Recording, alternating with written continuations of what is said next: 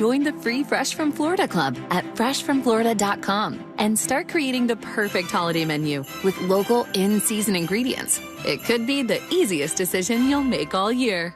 Step into a world of holiday magic at the Front Yard Holiday Festival at Dr. Phillips Center, supported by Advent. Stop and wonder December 4th through January 4th with free concerts and movies, delicious food and drinks, fun family games, and story time with Santa. Set among shimmering lights and a swirl of nightly snowfall. Come make the Front Yard Holiday Festival your new holiday tradition in the heart of downtown Orlando. Learn more at drphillipscenter.org.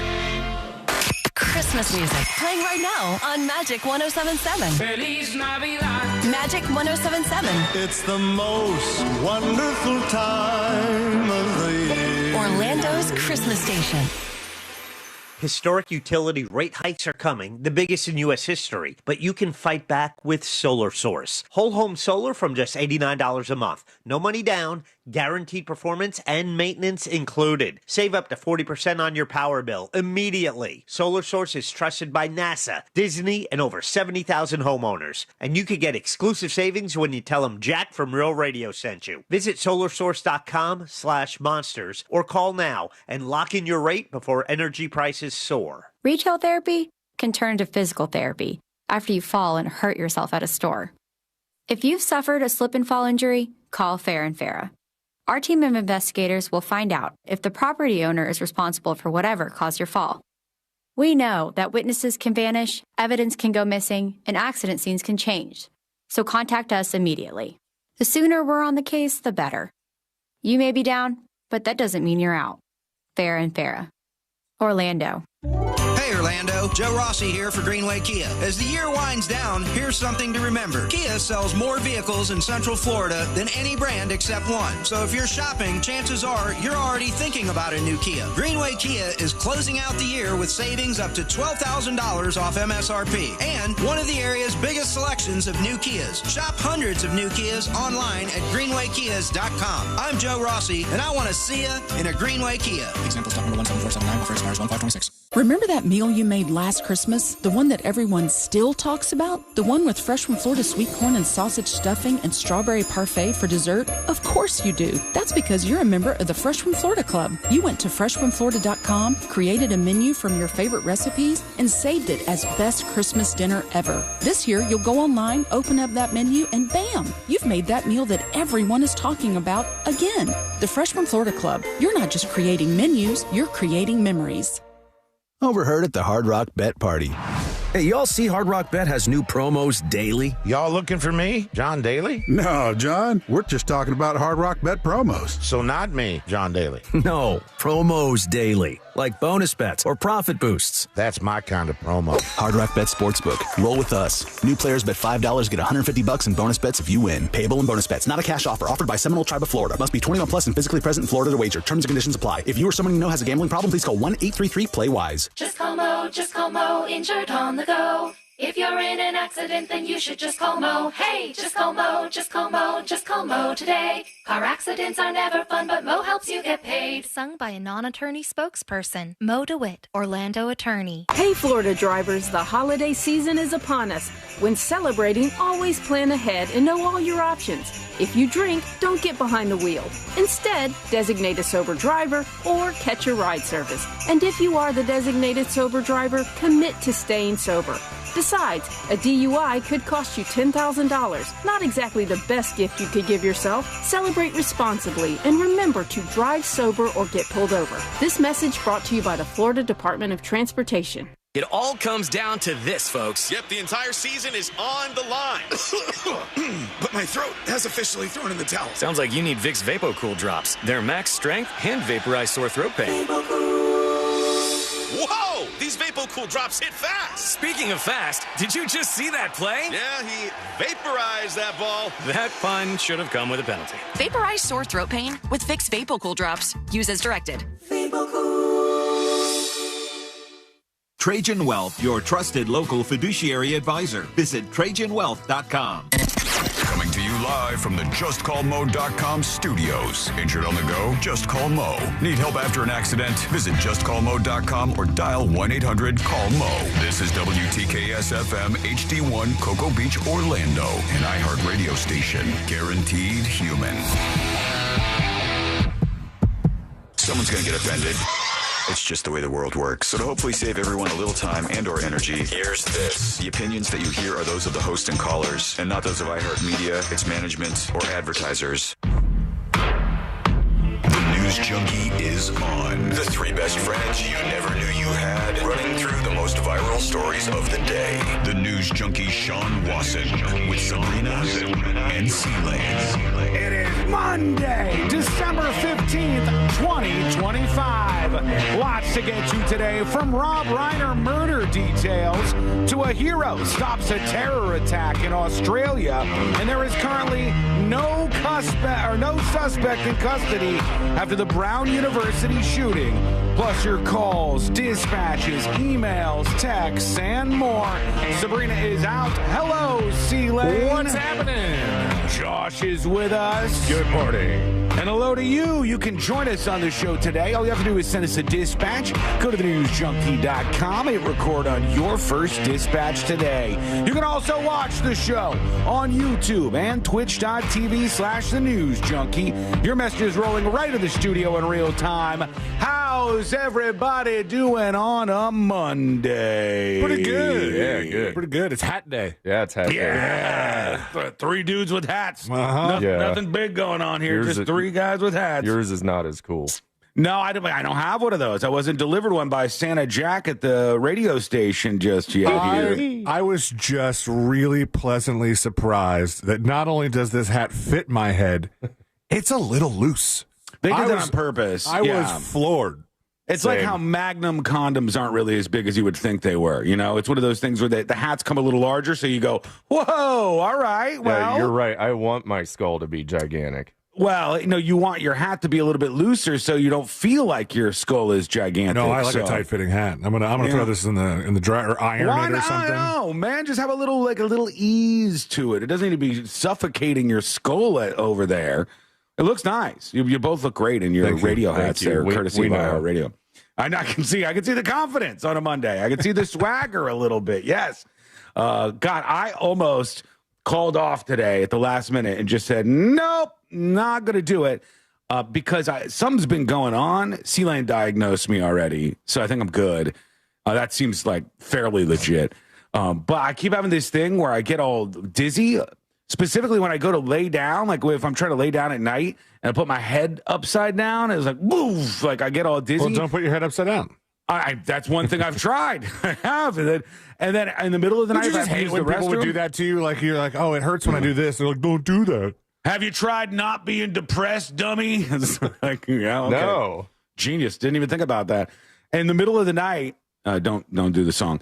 In the middle of the night, when I wake up, if I have to go to the bathroom, it's like I'm on a ride or something. I'm trying to maneuver my way somewhere. Like you've been on a boat all day? Yes, bingo, exactly. I think it might be the ear crystals thing. I don't know. I don't know. Vertigo? A little bit, I think. Yeah, it's a little wonky, but I decided to toughen up and do the show. We only got 5 shows left in 2025. Yeah. So let's see what we can bring to them. All right, let's put our ears to the ground, our fingers on the pulse. Let's see what's happening in this great, big, wide world of ours. Get ready to cringe because I love these. I love how bad these are. Police officers trying to act cool on social media is sort of I don't know if it's a newer thing, but it's a thing. Are we doing cool or funny? We're doing cool. He's trying to act cool. This is when a trooper with 27 years on the grind starts speaking fluent Gen Z about winter storms. You know it's about to get unhinged. And that's what they posted on the North Dakota Highway Patrol page. Let's see how he does here. Hold on. Yo, fam, Trooper Pulver here. Oh, God. I've been doing this for 27 years, and let me tell you, I'm shook. This winter has been aggressively non-demure. She's given main character energy, and not in a good way. God almighty. Let's run the receipts. Number 1, turn your lights on. Not auto. Auto is a scam. All right, let me stop there. This is a distraction here, but is auto a scam on your lights? No. It says, turn your lights on, not auto. Auto is a scam. Okay. My lights are always on auto. Yeah, mine are on auto, too. Here's the thing.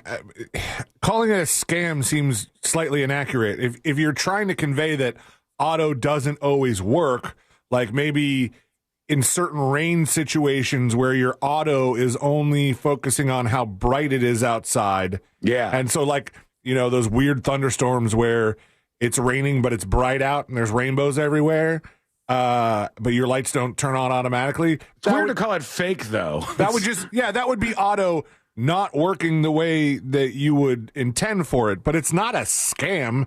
It's not like there's some people that the industry that created auto is just cashing checks.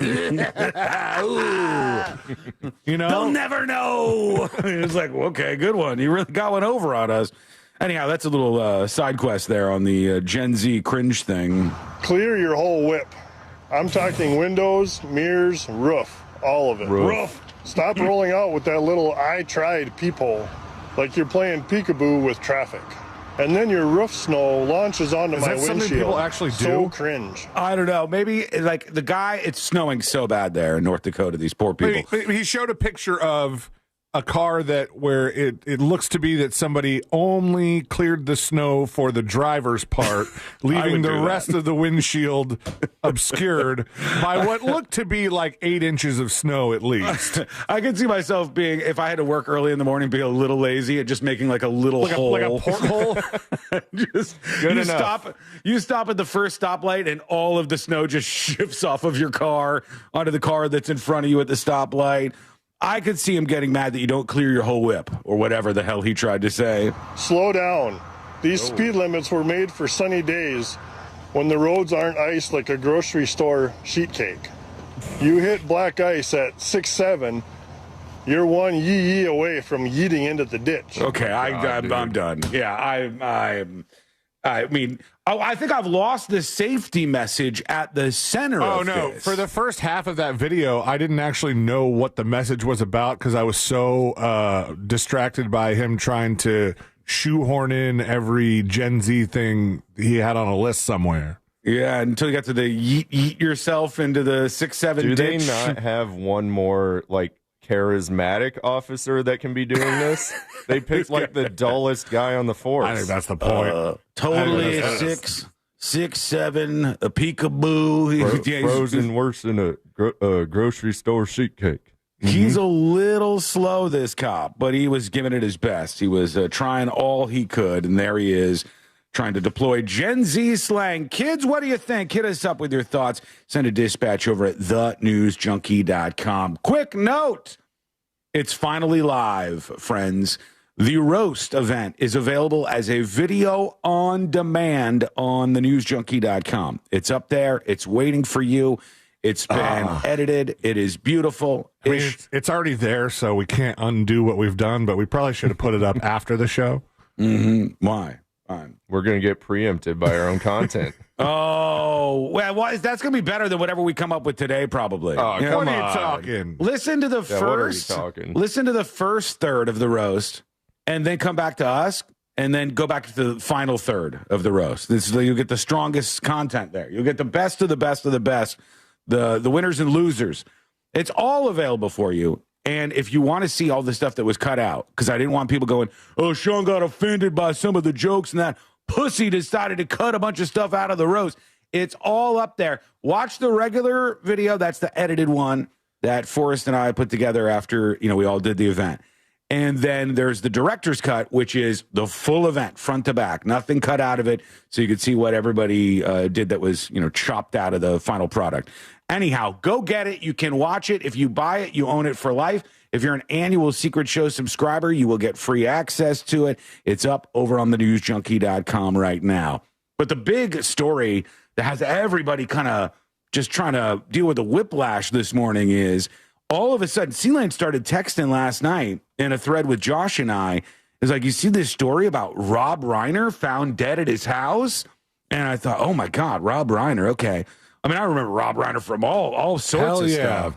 He's big time in the movie industry, very famous guy. Somebody posted like a screenshot of his Wikipedia page, and it was his filmography as a director. Yeah. And his first couple films were just straight banger after banger. Oh, yeah. What was the first one he did? What was the first one? Let me pull it up so I'm accurate on this. Because I know he did the Spinal Tap, which was so Film. funny. First movie, director and writer. This is Spinal Tap. Then he directed The Sure Thing. Then Stand By Me. Then The Princess Bride. Then When Harry Met Sally. Then Misery. Then A Few Good Men. Then North. Then The American President. I mean, damn. That's a run right there. That's a lot of really, really big movies. And Rob Reiner and his wife, Michelle Reiner, were found dead at their home in California. And just as of moments ago, we have learned that their son, Nick, has been arrested, and he is being held on $4 million bail right now. So Rob and Michelle Reiner's son, Nick, has been arrested, being held on $4 million bail.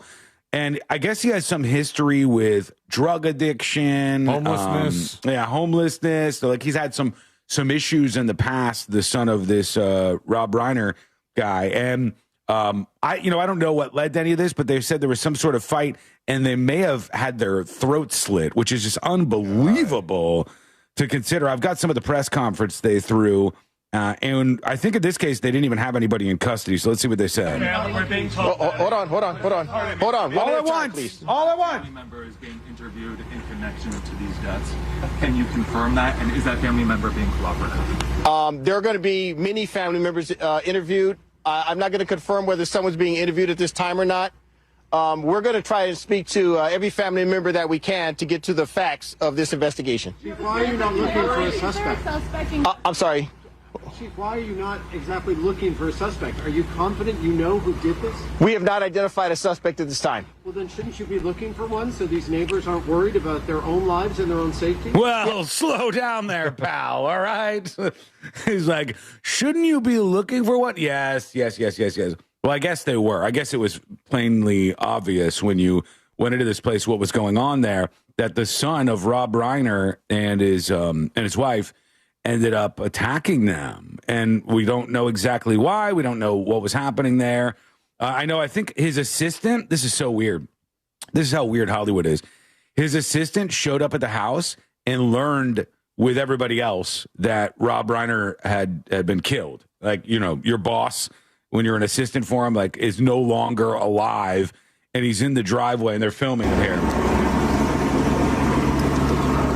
How did you find out about this? Like everybody else. Did you hear it on the news, or? Is there something that I can do? This is the assistant. I don't know if I can be any assistance or help with anything, with the house, access to anything. So at this point, you had also Larry David showed up at the scene, and they said, I loved the stories that were like, Larry David showed up at the scene and appeared as if he had been crying. Well, you think so? I mean, I guess they were close friends, and the guy was brutally murdered that he knew. Yeah, I mean, that'll eke a couple of tears out of you probably. And who is the other person? Oh, Billy Crystal. Yeah. Billy Crystal, they said. They all must have lived pretty close together there and showed up at Rob Reiner's house.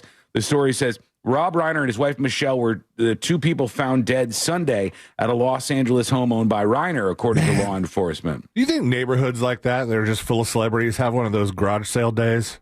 That's got to be a pretty interesting take right there. Yeah, I'd go for one of those. I'd check that out. Investigators believe they suffered stab wounds, and a family member is being questioned. Now, of course, the son has been held on this.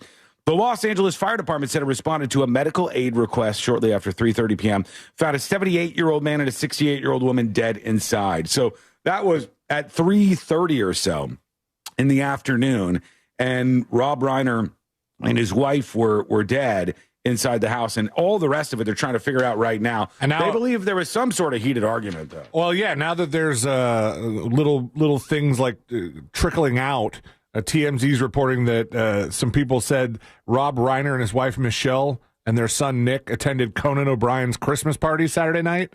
Really? And at the party, they got into a very loud argument, loud enough for many others to hear. Reiner family sources tell TMZ we're told Rob and Michelle then left the party. They don't know if Nick left at the same time. Oh, that's so weird. That's like, imagine Conan O'Brien's like weird connection now to that. So Conan O'Brien's having a Christmas party, all the celebrities over there. Rob Reiner and his wife are getting into it with the son, and then next day you have them found stabbed to death at their house. You could kind of connect the dots here if you want to, but there's a lot of information coming out on this. We'll let you know all the updates and stuff. TMZ is saying throat slit. Yeah, that's brutal, man. Just absolutely brutal. A lot of brutal things happening this weekend. We'll work through everything that you missed, obviously, and get into some fun twists and turns along the way, as per usual. Over at the box office, Josh's favorite movie on planet Earth, Zootopia 2, did it again, baby. He's seen it 16 times, ladies and gentlemen. I love Judy Hopps. He has been so many times to see this. He now has memorized a quarter of the dialogue or more. I'm just going to assume that the thing that Josh said is related to Zootopia because I know nothing about it. You got a little kid, man. Kids love Zootopia. And plus, you got Jason Bateman. He's the voice of the fox, and he's a great fox voice as far as I can tell. And he's good. Five Nights at Freddy's 2 was number 2 at the box office. I love that Wicked part for where Good the fox at is like, number 3. I made a huge mistake. Mm-hmm. Yeah. You might say that at some point in time in that movie. I don't know. That's a good one. Tipsinthenewsjunkie.com. A couple of emails rolling in. Let's see what we have here. JW saying, good morning, news junkies. Good morning, good afternoon, whatever. Longtime fan and sporadic listener. Well, how much of a fan are you if you're a sporadic listener? Listen, the New Year's Eve is coming up. Resolutions are going to be a thing soon. Maybe we upgrade the sporadic. Yeah, let's make that a little less sporadic if we can. Oh, I work overseas a lot and travel back and forth. I get it. I don't know when it happened, but you still have a News Junkie app. Also, where can I listen to recorded previous shows? I tried checking your website and cannot find info on either. You went to the website and you couldn't find this? TheNewsJunkie.com. When you go there, you will see all the latest videos of the stream and secret shows and stuff. You'll see the roast of Sean Wasson up there in the big promo now. And then you'll see the latest show, which you can listen to right on the website, or you can subscribe to the podcast, all of that good stuff. The app is rip. I mean, it still works for some people who send dispatches in, but mostly just consider it RIP. The website is the place to go. Get everything done over there at thenewsjunkie.com. JW, thank you for that. Okay, we'll hide some of these other emails, get into them in a bit. There was a shooting at Brown University, and the most insane thing is they announced the suspect. They're like, we got somebody in custody. Ladies and gentlemen, we got him. And they said they had somebody in custody. They released his name and his birth date and all the information about him. And then today they're like, by the way, we let that guy go. And I was like, goose chase there. There's nobody in custody. I mean, think about that for a second. Somebody went into a big prestigious university in the United States of America, Brown University, with a gun, a handgun in this case, started blasting a whole bunch of people, killed many people, and simply sauntered off. This is the second time something like that's happened since the Charlie Kirk situation. Very strange. The person got away. They're still not in custody at the moment. We'll talk about everything that happened with this and everything you need to know. We got Amy Caulfield on the way. We are loaded up on a Monday here on the show. That's all coming up next on the News Junkie. Real Radio is on Instagram at Real Radio 1041. Sponsored by the law offices of Anajar and Levine Accident Attorneys. Call the law offices of Anajar and Levine at 1-800-747-FREE. That's 1-800-747-3733. From the Odoo.com Traffic Center. Odoo.com, the only business. Hello! Let's get some happy Mondays in chat. Happy Monday, everybody. Happy Monday. Final week of the show.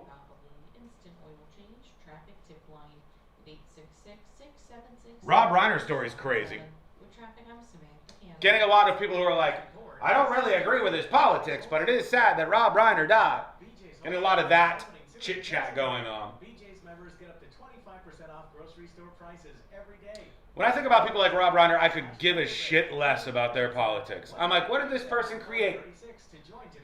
We're all here on planet Earth. We're all spending time here. And it's awesome when people create things that we get to enjoy that make our time on this planet better. So I'm like, what did the guy create? What did he make? Oh, some pretty good movies, huh?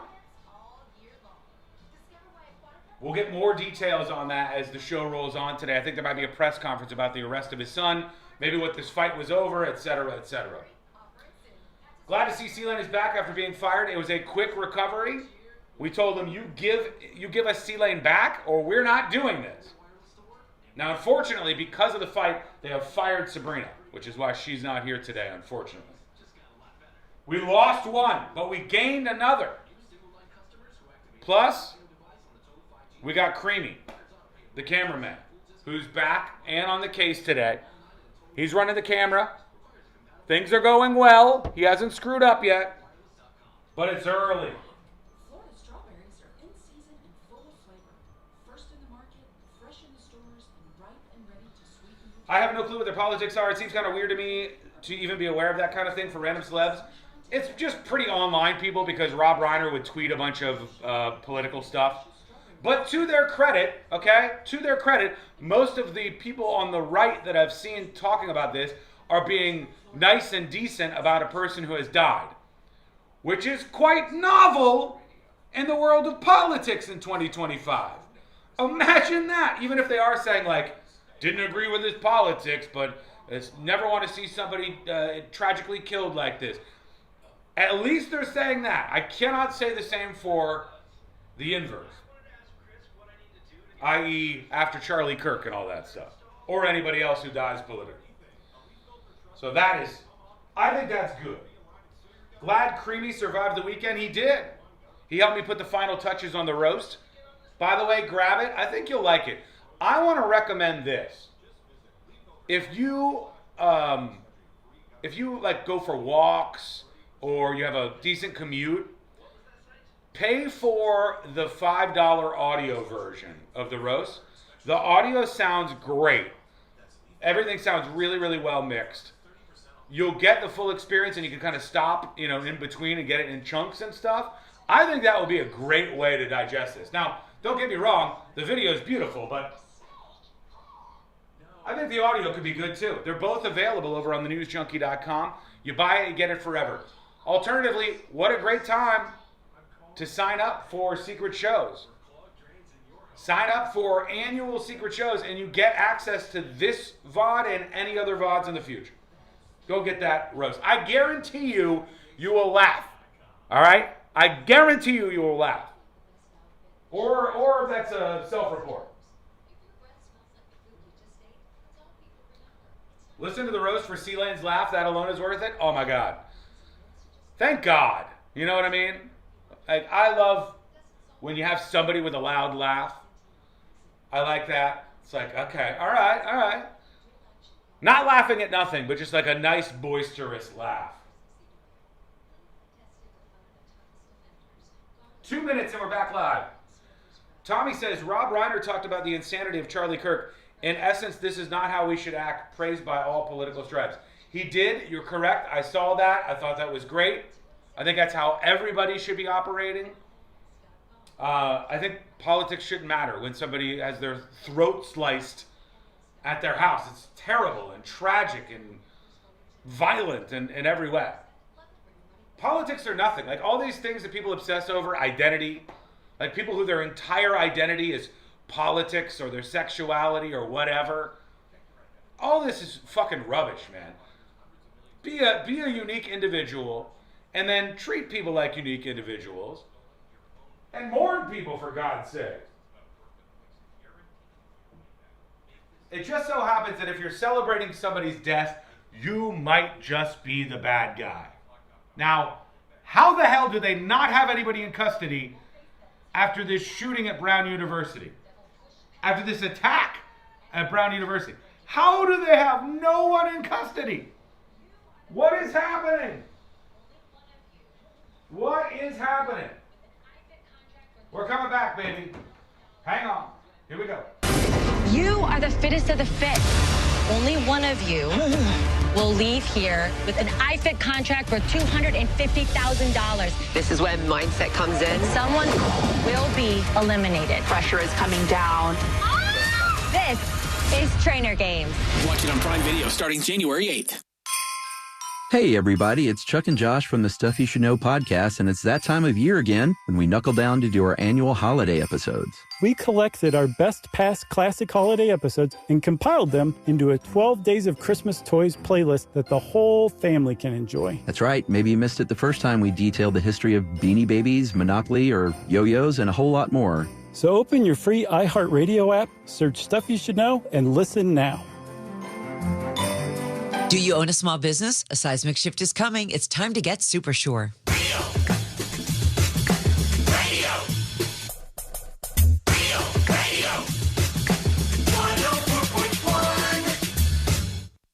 We spiked the punch and then drank the entire thing.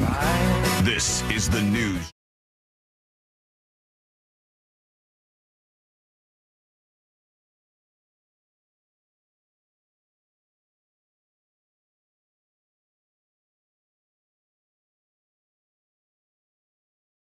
We're getting close to Christmas. I feel it. I feel it a little bit. And I hope you'll hang out with us over here on the show in the world's most viral newsroom. Learn more about the show over at thenewsjunkie.com. We got Amy Kay coming at the top of the hour, I think, to join us. We'll talk about all sorts of things going on in the last world. Amy Kay of the year. Oh, it's true. Oh, that is true. We'll have to make the most of it. We really will have to make the most of it. And I want to get her thoughts on a lot of things. One thing that's getting a lot of attention today is there's a bunch of crazy incidents over the weekend. And one was at Brown University, there was a tragic shooting on the Brown University campus. And there was 2 students who have died, 9 who are injured. And they're not even sure if all those 9 are going to pull through. But 2 students have died, 9 were injured in this attack. And all they released was, and this leads me to my first question from Brown University, all they released was this really weird security footage from Brown University of the shooter allegedly like shuffling away. Let me see if I can find the actual video of this. It was the shooter like shuffling away. You could not see anything. And I go, this is a university, right? This is like a busy ass place. There got to be cameras absolutely everywhere, wouldn't you think? And this is what they said. Can you just watch this video and tell us if you've seen this person? Oh, yeah. What the hell? Sure. It's Steve. Yeah. I can't tell you if it's a man or a woman. It's probably a man. I can't tell you if it's a white guy or a black guy. The person is so covered up, you can't see anything, and they just saunter away. And by the way, instead of like downloading the actual video, to make it even worse, they just use a camera to take a picture of the security footage. That's what they released here. They were like, yeah, right, here it is on their security system. This is the person we think meandering away. And I'm like, this is a college campus. How there must be cameras everywhere, right? Like there must be cameras all over the place. And this is the best that we have. It's such an illusion. It's such an illusion. The level of security that we think we have versus what we actually have. And I'll tell you here locally. It's security theater. It is. It is, C-Lane. It absolutely is. Here locally, one of the questions the cops don't like you asking is in downtown Orlando, how many of the public security cameras actually work? Which I was told, I don't know if this remains to be true, but I was told at one point in time, only like 50% or fewer of the security cameras in the center of downtown meant to keep you safe and capture anything nefarious going on actually work. Well, the rest of them are broken. I remember that being the case, or hearing a story about that around like the Lake Eola area, like the big park, and those cameras having some trouble. But for a while, there was like a pilot program that they were talking about doing, and people were pissed. They're like, no, don't do this.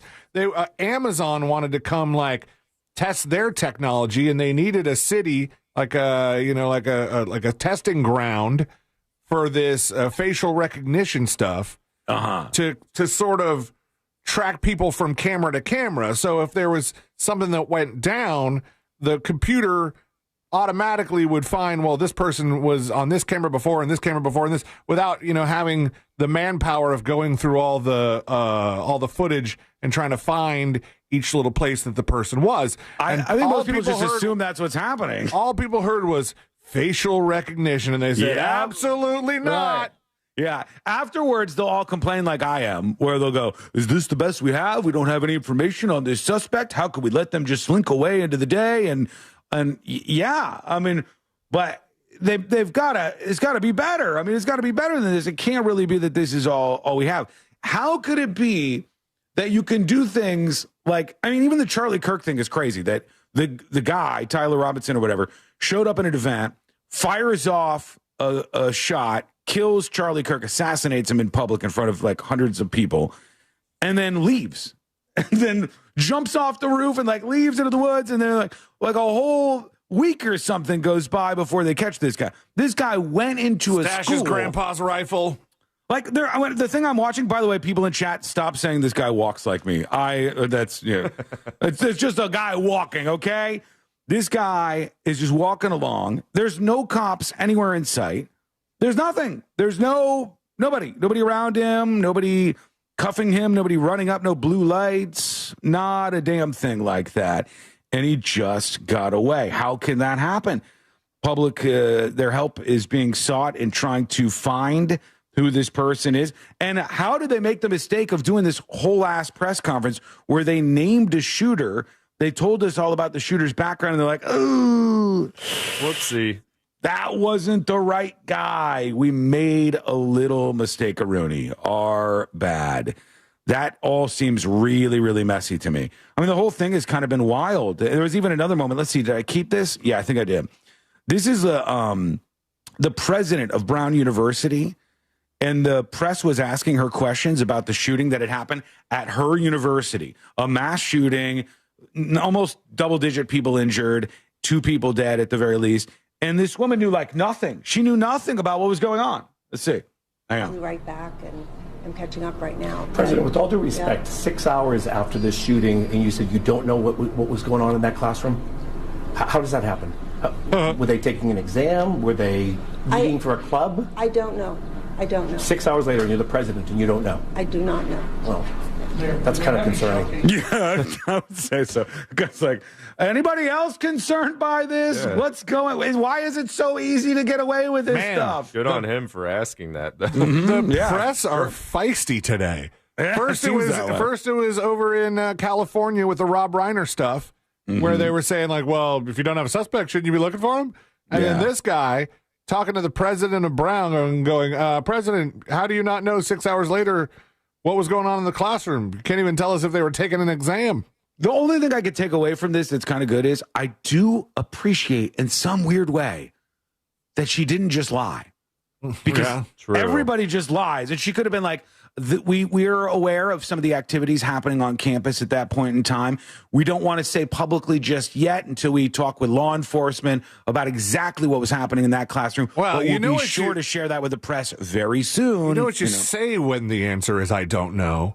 This is part of an ongoing investigation that we're not allowed to comment on. Exactly. Yeah, it's like personnel matters. The excuse of, we can't speak publicly about personnel matters. Got me in the trap once again.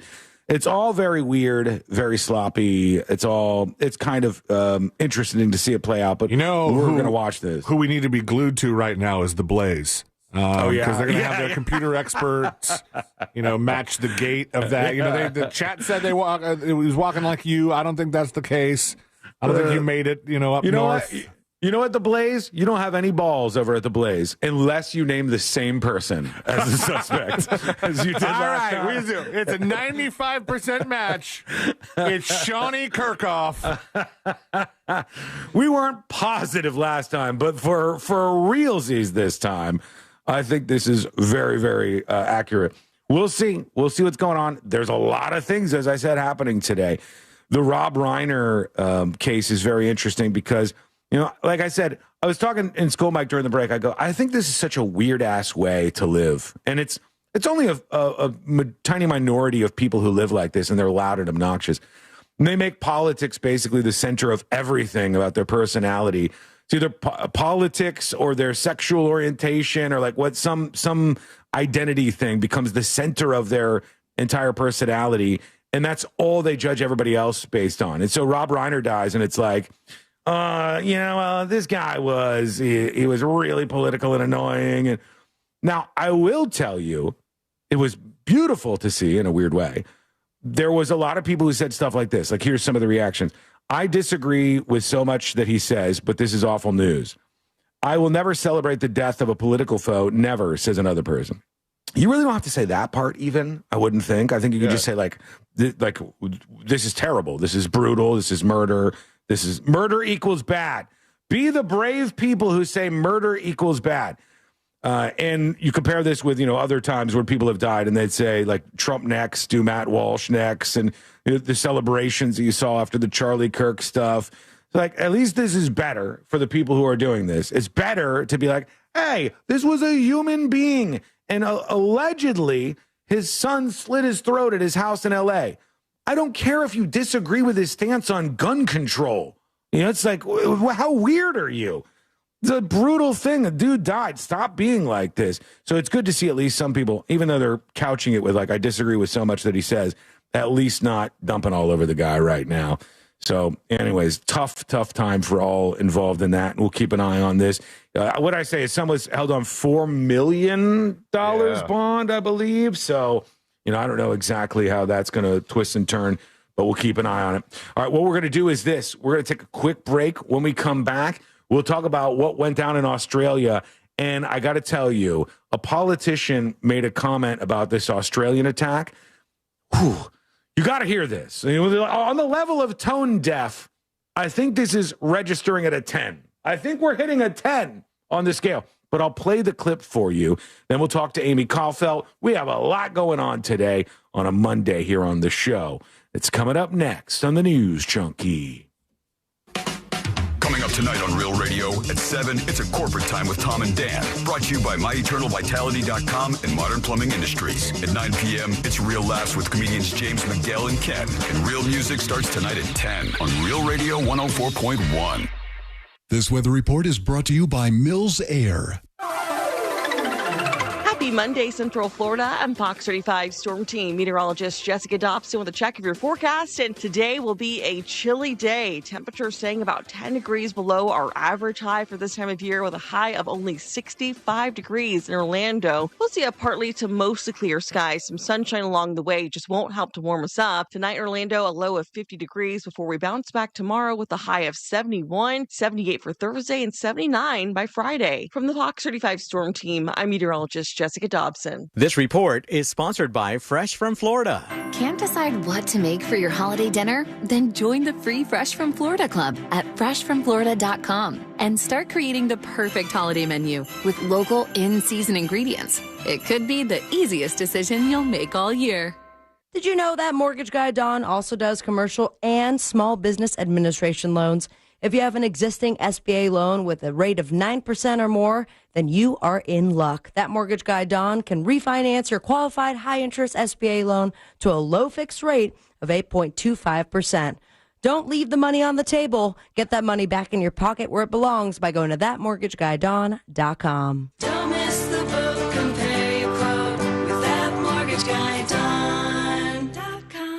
Chelsea here. Ready to upgrade your windows or patio doors before the new year? During Renewal by Anderson's December sales event, buy one, get one 40% off. And with 0 down, 0 payments, and 0 interest for 18 months, it's never been easier to say yes. Renewal by Anderson's acclaimed impact windows are built for Florida, designed to help you save on energy bills while keeping your home comfortable year-round. Offer ends December 31st. Restrictions apply. Visit bestwindowsflorida.com. License number CGC 1527613.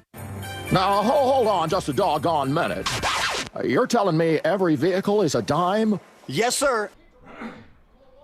Hello, Skull Mike, hang on. Oh, by the way, did you figure out all on your own how to make promo codes for the VOD thing? Okay, good. I was like, what? I was about to go create one. I was like, well, looks like they did it here. Okay, cool. Okay, everybody. Oh.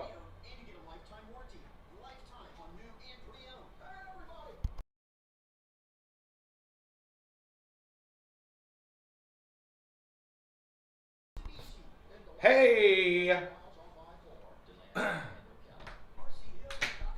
Okay. By the way, over on Twitch, you know who you are. People who use terms like enlightened centrist, it's usually the biggest self-report you could ever see. Enlightened centrist. It's like, it's not fence sitting when you're just a normal person. Here's my politics on display, okay? You'll never see me veer from this. I am an individualist. I shun collectivism in all forms. In all forms, okay? I'm an individualist, okay? I think you should care about yourself and your family first, and then you try to help people around you as best as you can. And that's where everything comes from. I want the best outcomes for as many people possible. That is my entire philosophy in the lens through which I view the world. It's a weird thing that people do. They'll be like, this person, they're saying a little bit on this side and a little bit on this side. They're an enlightened centrist. How about it's just fucking normal? How about it's normal to have a little bit of this and a little bit of this and a little bit of this? And the people who are out there like, nope, 100%, I agree with this party line, are weirdos. Weirdos. 2 minutes and we're back. Tis the season for deliveries. That's why having a little extra package protection is a good idea. Listen, right now Safe Touch Security is offering 2 free video cameras with the purchase of a new security system package. You get 1 video doorbell and another camera. Thank you, Tom. Choice to help protect your family, your home, and all those packages getting dropped off. Because people don't like AI, so they're trying to come off as moral? I don't even know what that means. Why is it this radio station and other radio stations are saying we're real humans now? Because iHeartRadio has a campaign to show you that it's real people. We're not going to use AI on the radio stations. So that's something that you're going to hear in a lot of like the taglines and stuff.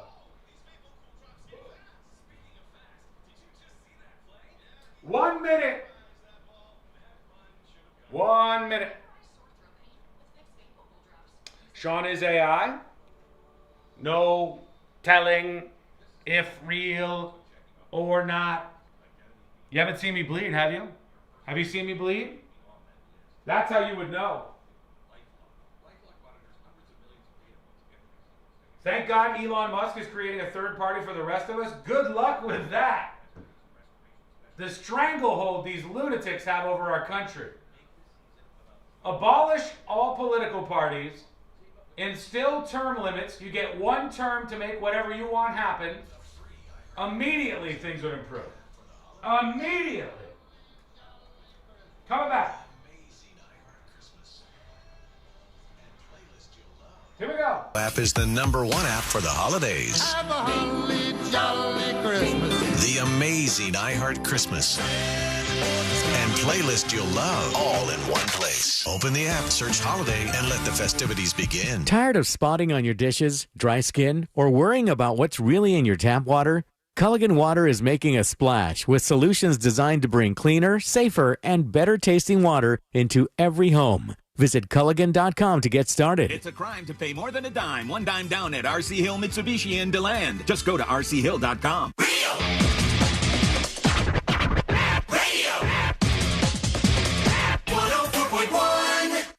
What's in Santa's AirPods on Christmas Day? You guessed it, the new.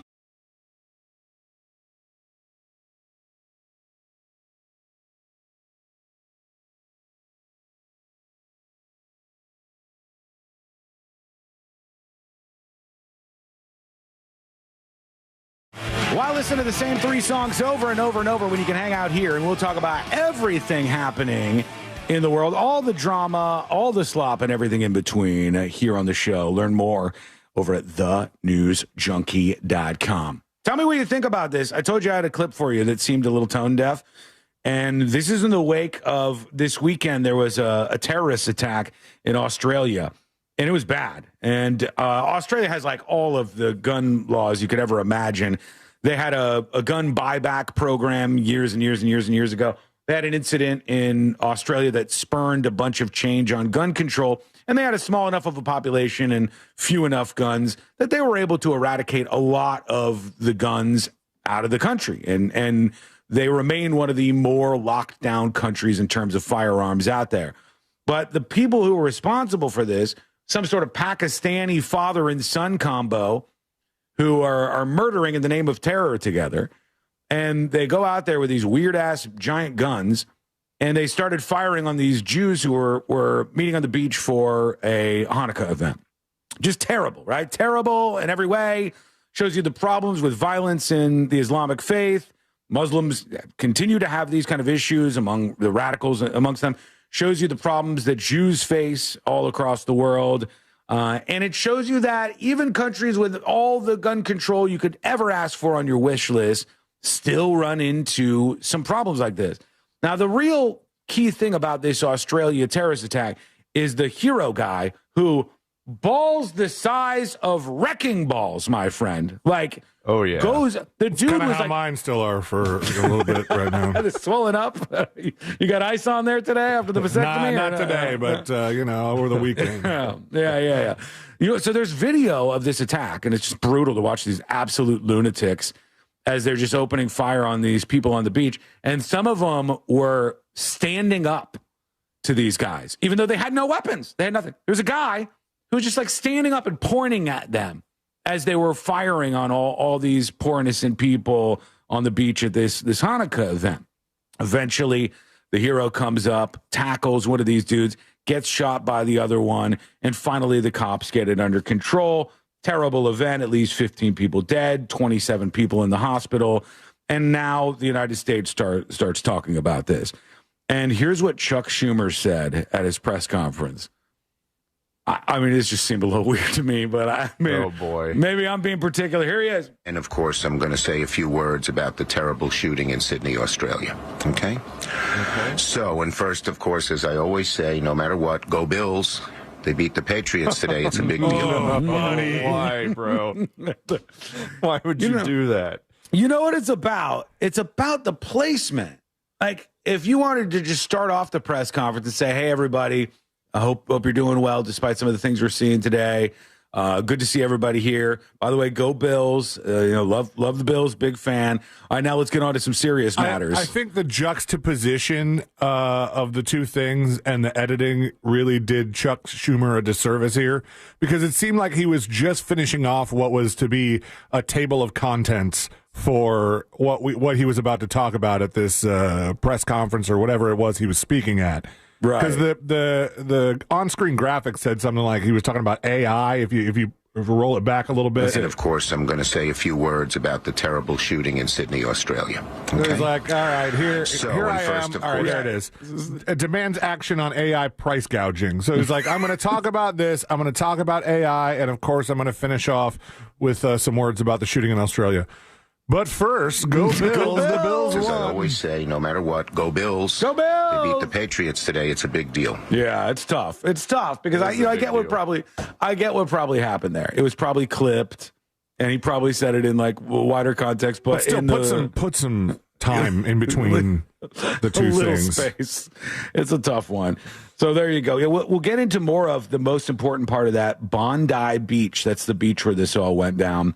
I became familiar with Bondi Beach and that one Airbnb. Yes, that was exactly what I was about to say. Yeah. When I heard Bondi Beach on the news over the weekend, I was like, I only know about certain there's two main sources of the geography of Australia. Mm-hmm. And that is that Instant Hotel show where it was basically a competition show on who could have the best Airbnb. Right. Even though they didn't want to call it Airbnb because they didn't have like a partnership with them, but it was called Instant Hotel, and there was one that took place in Bondi Beach. They said Bondi Beach all the time, the rest of the stuff I know just from the menu at Outback.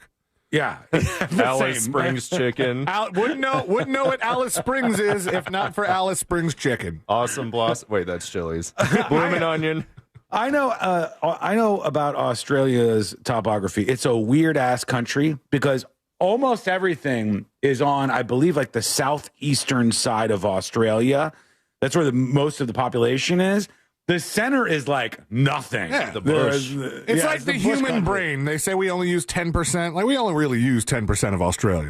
Yeah, there's a lot open. And then in the middle, there's just like this, red thing that all the folks go to. Josh uses 10% of his brain, and the rest is just bush territory. Probably. That's where the hair comes from. I don't think that's wrong. So anyhow, yeah, that incident at this this Hanukkah event here, pretty amazing, getting a lot of headlines, go Bills. And biggest part of this puzzle was the guy who stopped it all. I want to talk about that dude. I want to shout him out.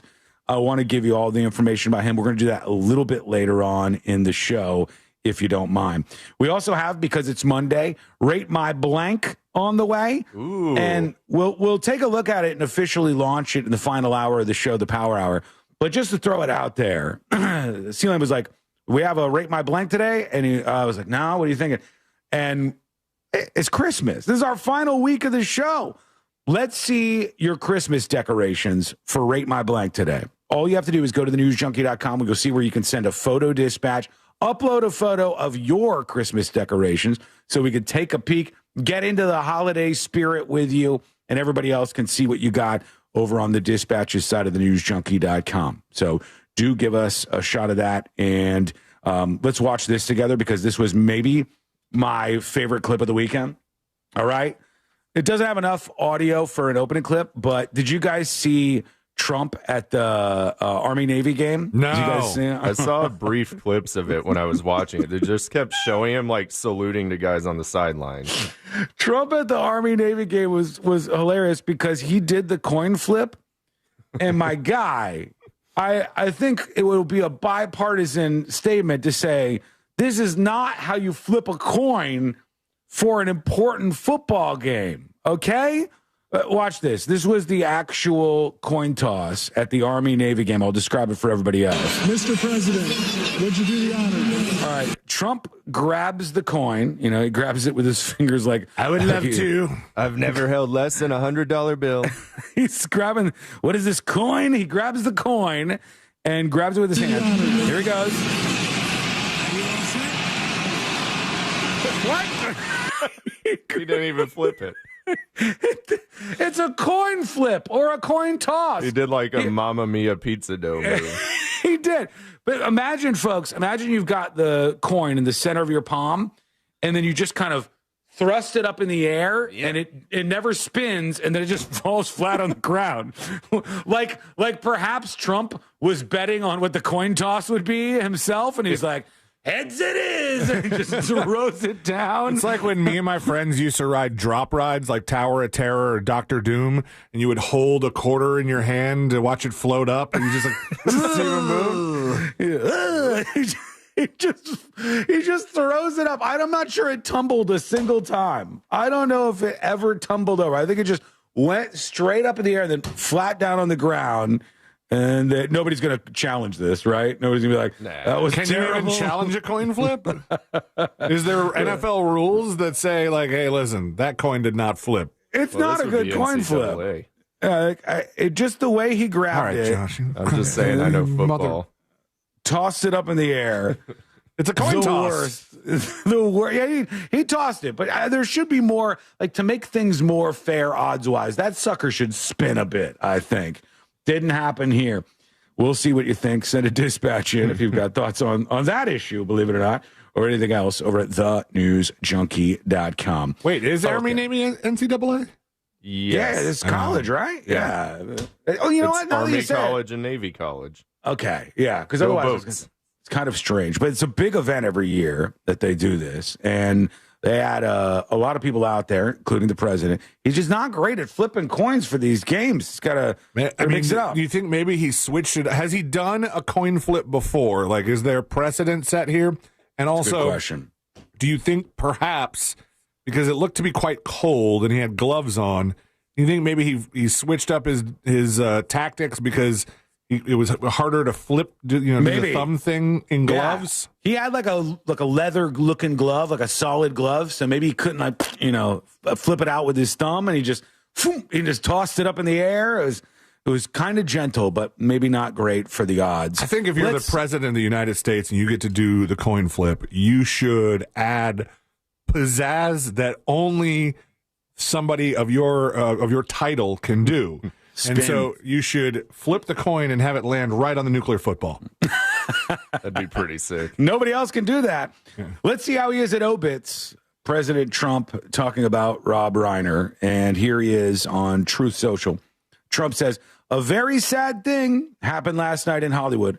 Rob Reiner A tortured and struggling, but once very talented movie director and comedy star. Oh, my gosh. Has passed away together with his wife, Michelle, reportedly due to the anger he caused others through his massive, unyielding, and incurable affliction with a mind-crippling disease known as Trump derangement syndrome. Okay. Sometimes referred to as TDS. He's not taking the higher road. He was no doubt driven people crazy by his raging obsession of President Donald J. Trump, with his obvious paranoia reaching new heights as the Trump administration surpassed all goals and expectations of greatness. Cool. With the golden age of America upon us, perhaps like never before, may Rob and Michelle rest in peace. It's a little different than the New York Times obits, but there it is. It's as if the New York Times obit had gotten distracted and started talking about their their numbers, their circulation stats, and how their reporting has never been better. And then just at the end, tangent. May Rob and Michelle rest in peace. It's like if you were giving your ex-girlfriend's obit, and then you got like in the middle, you got a little too real about it. You're like, sure, she could be a C word sometimes, but you just like go a little off script. He got it all in there, but he did say sad, so I guess that's some sort of progress. Maybe. Saved it. Let us know what you think. Send dispatch over. A very sad thing happened to an absolute. The bitch died. Rest in peace. All right, very sad thing happened to that whore. Rest in peace. All right. My life has been great. When we come back, Amy Kaufeld joins us on the show. We'll see what she thinks about all this and so much more happening on planet Earth today, as you might imagine. And that is coming up next on the News Junkie. The Tampa Bay Bucks are on the road to play the Carolina Panthers. Coverage starts at noon this Sunday on Real Radio 104.1 and the free. Hello! That crash has been cleared up on Florida's Turnpike southbound near I-4. It looks like traffic's starting to get by now on Colonial Drive. You guys, I'm going to start counting my calories a little bit. Got to keep an eye on those calories, especially my last week before the cruise. And I got a calorie counting app, but it's called Fat Secret, and I feel a little shamed every time I click on the icon. It's called Fat Secret. It just seems a little mean. It's a little aggressive. Welcome in, everybody. Thanks for joining us. If you're new here, we do a show every single weekday from 11 a.m. to 3 p.m. Eastern. This is the world's most viral newsroom. Hit subscribe over on YouTube.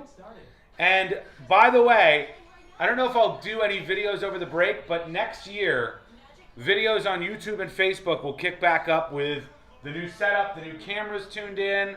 It's going to be glorious. Hit that like button if you don't mind. Every like is an additional present that you get from Santa Claus himself. Hit that like button.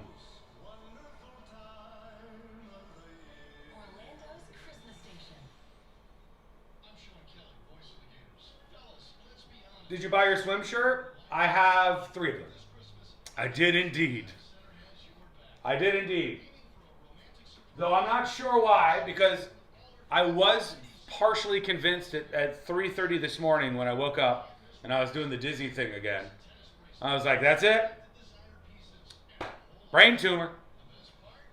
Obviously, I have a brain tumor. My father had a brain tumor the size of a racquetball, and I'm like, now it's my turn. I got a brain tumor. God, this is going to suck to watch this back if I do end up having a brain tumor. But I was convinced of that. Tough to go back to sleep after you start digesting that information.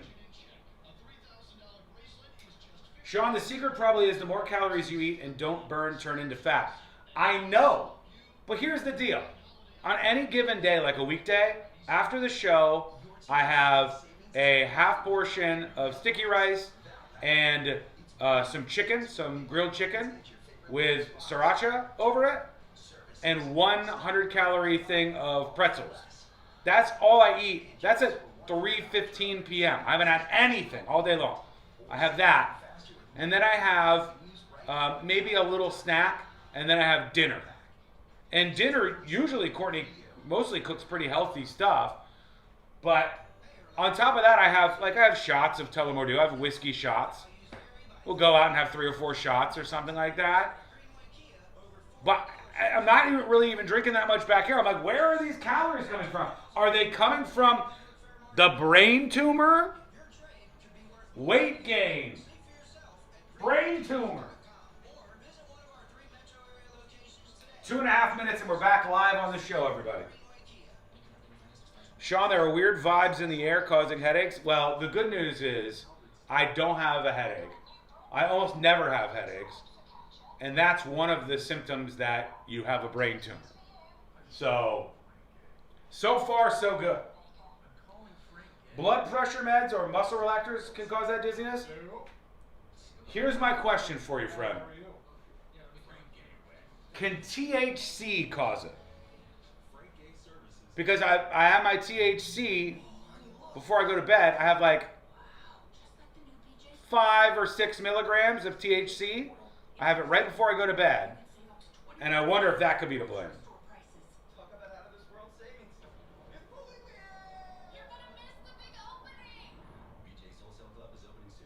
Can you ask Mr. Predicto if you have a brain tumor? Oh, man.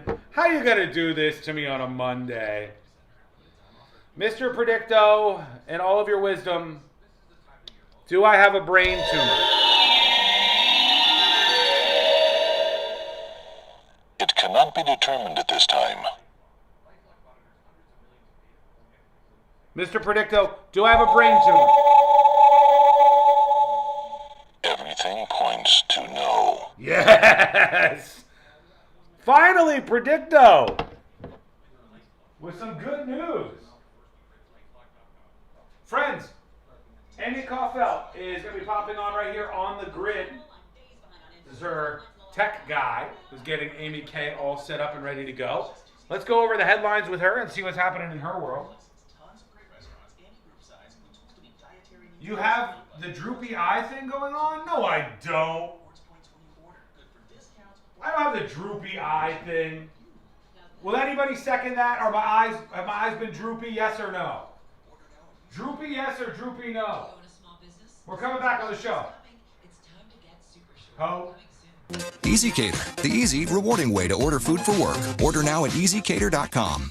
Do you own a small business? A seismic shift is coming. It's time to get super sure. Coming soon. Portions of the following program were pre-recorded. Live from the JustCallMo.com studios. Got a question after an accident? Just call Mo. Visit JustCallMo.com or dial 1-800-CALL-MO. This is WTKS-FM HD1 Cocoa Beach, Orlando. An iHeart radio station. Guaranteed human.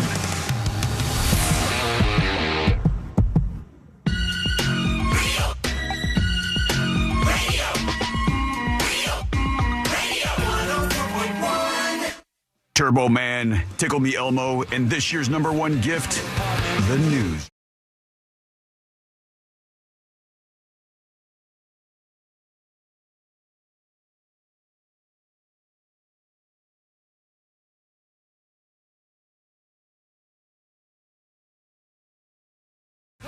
Don't forget, the Roast event is now live. You can watch the Roast VOD. Enjoy yourself. It's about 90 minutes long. It is going to make you laugh. Go purchase the video, $10 for the video, $5 for the audio. You own it for life over on thenewsjunkie.com. If you're an annual Secret Show subscriber, it unlocks everything, including the videos on demand. It is Monday. And for one final time in 2025, we welcome our friend, Amy Kaufeld from Fox 35. Hi, guys. There she is. Look at you. Happy Monday. I missed you last week. I know. And this is our last meeting for 2025, Amy. Oh, that's so sad. I know. It is. It is. But it's been a great year. Every year with you is a great year. And this has been absolutely fantastic. Speaking of the roast, folks, you want to see Amy do her thing? You want to see her or do her thing? Watch her performance during the roast. I think you'll absolutely love it. Check that out over on thenewsjunkie.com. So how was your weekend? Anything interesting going on in your world, Amy? It was good. It was good. I'm really excited, you guys. The folks at the Cure Bowl tapped me to be their Survivor ambassador this year. Ooh. So I got to last night go down to Universal City Walk and greet both the team from University of South Florida, the Bulls, and Old Dominion, the Monarchs. And these teams are going to meet head-to-head in Camping World Stadium on Wednesday. Game time's 5:00, so come on down. But what's really cool about this bowl game is, unlike all the other bowl games, this one, the proceeds from it will go towards cancer research, which is happening right here in Central Florida at UCF. So it goes, it's everything is for Cure Bowl is pink, as you know, but it does more than just breast cancer research. It does any kind of cancer research. So so it's really cool. So I get to go out on the field on Wednesday, and I'm going to get to help with the coin toss. I was really hoping not to screw that up. I know I'm kind of nervous. Well, we just showed Trump doing the coin toss at the Army-Navy game, and he held it in his hand, Amy, and then he just kind of like pushed it up into the air, and it didn't twist. It didn't ever flip. It's just kind of like a pancake. It cruised into the air and then it fell straight down, and nobody said anything about it. You're going to want to avoid that. Or well, you know how I feel like the coin toss, like somebody, it's like usually like you flip coin, right? Yeah. I don't think I'm going to be able to do that. So I feel like I just need to like throw it up in the air. But then like, what if I throw it up in the air and then it ends up like, I don't know, like on the 10-yard line, and now all of a sudden I'm like, oh, sorry, I don't know where that went. You're gonna go viral. Yeah. That's what we're looking for here. I'll be like, there she is. Have you ever wanted to go viral? Because this might be your chance. No. Yeah. No. Yeah. I'm good. I'm happy. You want to go mega viral? I got it for you here, Amy. All right. When they give you the coin, you're out there in the middle of the Cure Bowl. The world is watching. Huge event. Great cause. They give you the coin and they go, ladies and gentlemen, for the coin flip, the amazing and talented Amy Kaufeld. And you eat the coin. Viral. Swallow it? Yeah, that'd be a great look. Instantly viral. And you go, now we'll never know. I don't know how they handle that. I don't know if that's in the rule book somewhere. Coin, maybe? Yeah. Right? Or do you just have to wait? The coin. Sean, nobody eats the coin. Not yet. That's weird. Nobody eats the coin yet, Amy Kaufeld. Listen, that's the thing. Every year at the bottom of my stocking, there's plenty of edible coins. It's something that can be done. It's terrible. Well, terrible. I know you've been following. It was a busy weekend for news. A busy weekend for terrible news. Yeah. Right? I mean, we were talking about how, isn't it crazy that they don't have any suspects in custody for this Brown University shooting? Somebody went and shot the school, and then they announced the guy was arrested, and then they let him go.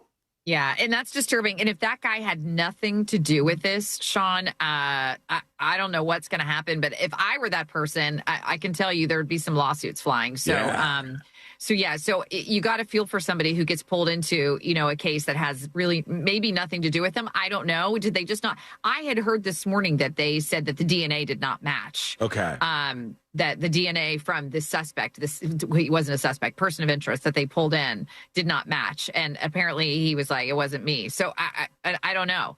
But I just can't imagine the horror of that. It makes me think about, you guys remember the Olympic Park bombing? Yeah. And Richard Jewell, remember the security guard that, and it, like those types of things, especially in this day and age, right? In the age of the internet, when that poor kid's picture was everywhere, people were pulling up his LinkedIn page. And I mean, if he didn't do it, that's horrible. So, it's a mess. But you guys remember right after the Charlie Kirk murder, it was sort of the similar sort of missteps. Like someone's caught, no, someone's not caught. Or it happened right after the 2 National Guardsmen were shot in Washington, D.C. It was like, it was the governor of West Virginia who was like, they're both dead. And then they were like, oh, no, they're not. I mean, I'm like, how does that happen? And by the way, the world is full of big, wondrous questions for me. But you got to wonder, what if the guy who assassinated Charlie Kirk, what if that guy's dad didn't turn him in? Would they have found him? Would they have tracked this guy down? We have no idea. I think so, because remember, he also spoke to the roommate, and the roommate was very cooperative with police. So I do feel like that would have come out regardless of the dad. But yeah. This is another example of something crazy and tragic like that happening. And then you can bring that January 5th person who put the pipe bombs at the RNC and the DNC in Washington, D.C. And again, somebody who just slinked away and just left a major crime scene. It's really, really And they wild. had all the evidence. They didn't get any new evidence, and they were able to solve that. You know, that's crazy to me too. Like, what was that, 4 or 5 years later that they were like, oh, we just went back into the evidence and we looked at it again, and we're like, oh, wait a second, you know? Yeah. Just so many crazy stories over the weekend. I don't know if you saw, but the National Guardsman, the second one, the male that was shot in D.C., there's some good news that came out about him this weekend, that he is breathing on his own. Oh, wow. And he is up walking again, which is good. miraculous. That's amazing. Shot in the head. That's great. So, I mean, a little bit of good news there. Terrible targeted attack, I guess, on this person in Washington, D.C. Two of them, and one of them, I think for a while, I think at the beginning, they did report that both of them were dead. There was some... They did. Yeah, that was the governor of West Virginia that said that. And then I think, the president repeated it because that's what he was told. And then they were like, had to walk it back and say, no, he didn't. And I just can't imagine. Hey, I don't know how that stuff happens. I think it's just like this... I don't know. Is it just like this desire to hurry up and a lot of times? Yeah. I mean, first? even the president does it, where he'll come out. He was doing it about the Brown University shooting, where it early came out that they had somebody in custody. There was like, no, they don't have anybody in custody, and back and forth we've gone on that. But I wonder, did you spend some time this morning talking about this high school student who I think he may have gone to Dr. Phillips High School, who was arrested for these attacks on these young girls that I saw this weekend. And from what I could tell, this young guy, I guess he was like threatening these girls that if they didn't do sexual things with him, that he would release videos and that he was in some gang or something. I'll have to look that up, Sean. Yeah. So you just, where did you see that this morning? Do you remember? I saw it a couple of places. Okay. Courtney was talking about it over the weekend too. He's a high school student. Yeah. This young guy who was going to I think Dr. Phillips, but I don't know if they announced the actual school he was from. Ended up with these multiple young girls. Doing, raping them, they believe, and holding over their heads that he was with some gang and that their family would be in trouble if they didn't do anything. Just kind of crazy to see that this weekend. But yeah, I'm sure. I'll dig on that, see what else I can find out. I'm sure our assignment desk is probably working on it. They just haven't briefed the rest of us on it yet, because they're always working on stuff for the next show. So that is certainly possible. They got all the one info story over that a there. lot of people are talking about over the weekend is, did you guys see this girl in Marion County that was pulled over going 112 miles an hour? No, we talked about it last week, Sean, but they had this morning on Good Day Orlando, they had the police body camera footage. It was the one, the lady who told the cops that they needed to drive faster, or they needed faster cars. Yeah. Yeah. 112 miles an hour. And actually, she did get away from them. And then they found her car crash in a parking lot. But yeah, so now we have the body camera video. And she's basically berating them, saying that they were following her because of her window tint. And so she was angry and berating the cops and saying, like, don't you guys have anything better to do? Aren't there's like murder cases you should be solving, going 112 in a 50-mile-per-hour zone. Wow. Unbelievable. And then eventually crashed the car in a parking lot somewhere, and they found it. Yeah. Crazy. And obviously you're covering this morning the attack on Rob Reiner and his wife. In fact, I'm looking at some of the coverage on Fox 35. I saw that his 32-year-old son, this is according to the Fox 35 website, fox35orlando.com, Rob Reiner's 32-year-old son has been arrested and is being held on $4 million bail. Sealand had said earlier that they perhaps were at Conan O'Brien's Christmas party the night before, and they were visibly fighting, the son and Rob Reiner and his mom. And then they went home and, apparently some violent act took place there, and the son has been They said arrested. something like it was a argument loud enough for like the other party guests to hear. Mm-hmm. So it sounds like they made it awkward. Crazy, yeah. Just very, very strange. Didn't expect that out of absolutely nowhere. But no, horrific news. I mean, what the police report said that they both, Rob Reiner and his wife Michelle, their throats were slit. That it was his daughter Romy. He had 3 children with wife Michelle, and then adopted daughter with Penny Marshall, who was his first wife.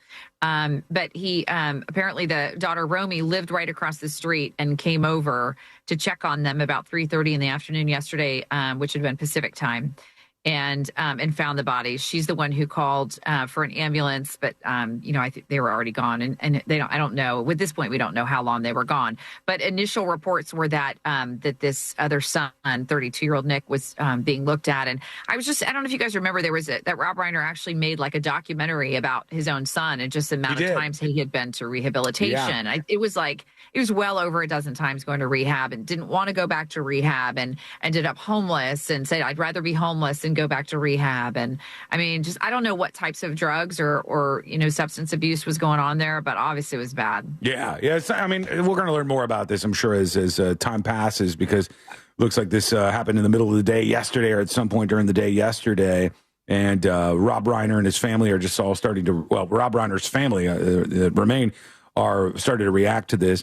The other thing I wanted to ask you about, I'll probably get to this a bit deeper in jury duty later on in the show, Amy, but I did see on Fox that they made an agreement, I guess, of some sort in this Stardust Racer's death, the roller coaster death at Epic Universe.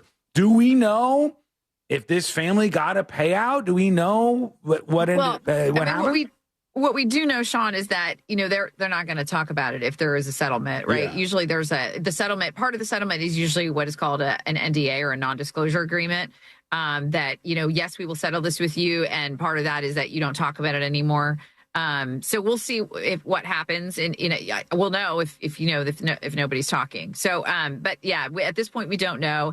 I mean, I think it's fairly common for these types of cases to be settled out of court. I don't know if you guys saw the update on the SeaWorld duck incident. That was great. Week. The last we saw was they're like, it wasn't a duck. Yeah. It wasn't a duck. They responded, therefore, it wasn't a duck, so the whole lawsuit should be dismissed right now. And it's like, do we have to refile this and say a bird instead, and then we go back to it? Is a duck a bird? Yeah, right. Yeah, okay. Ducks fly. Yeah, okay. I think, yeah. I mean, I'm no aviary expert or whatever they call themselves, but I think they are. I would think so. I think so too. But yeah, I thought that because part of the lawsuit was that SeaWorld brings the ducks in as part of the aesthetic value of the park, right? Mm-hmm. Like these are your ducks. This is your duck that did this, and then for the response to be like, we don't, that wasn't our duck. It was, what did I think? I think they said it was an egret or something. I'm trying to remember now what it was. Egret, I think. Yeah, they named the type of bird. And they're like, look, we can't control what the wildlife is doing out here. Right. This may be... If it's not right, if it wasn't like one of our animals, what are we supposed to do? Exactly. All right. Anything else grabbing your attention out there? Well, obviously, the anti-Semitic terrorism in Australia. We've got several Hanukkah events going on in Central Florida.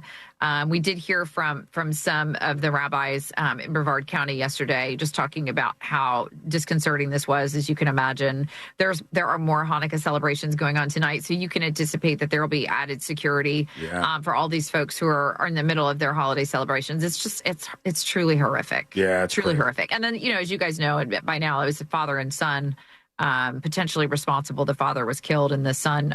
Some heroic action. Did you guys see the guy? Who I know. And the guy, incredible. Amy, I guess the guy said, "Hey, I might die, but I'm going to do this." And he told That's what he said to his buddy. He was like, "I might die, but I'm going to go grab him." Yeah, can you imagine? He was like, and he did get shot. I can't sit here and watch this. I might die, but I have to do something about this. And he went up behind the shooter as he was popping off shots at these people at this Hanukkah event, and he grabbed around him and grabbed the gun, struggled the gun away, and then the other guy that was shooting with the father and son duo shot him at least once or twice, maybe, I think. Twice in the arm is what I read, but he went into surgery and he's going to be okay, thankfully. It's just incredible. But I mean, you can imagine his bravery. I mean, we're already, I think, sadly, the death toll's at 16. Yeah. 29 injured. I mean, and they were shooting from a bridge, so they were shooting, you know what I mean? Mm-hmm. It reminded me a little bit of the Las Vegas mass shooting where, the guy has this high up vantage point. So. Yeah. And in Australia, because of a lot of their gun laws, it wasn't like there was anybody else around there that could have a weapon to do much about it. They had to wait for law enforcement to arrive, and that took a little bit of time, and then finally law enforcement engaged with these guys. But thankfully, this hero dude stepped up. We're going to talk about him a little bit later on, too. What are your big plans for the holiday break, Amy Kaufeld? What's going on? We're actually taking the kids skiing. So I'm excited for that. We didn't go skiing last year. We tried it.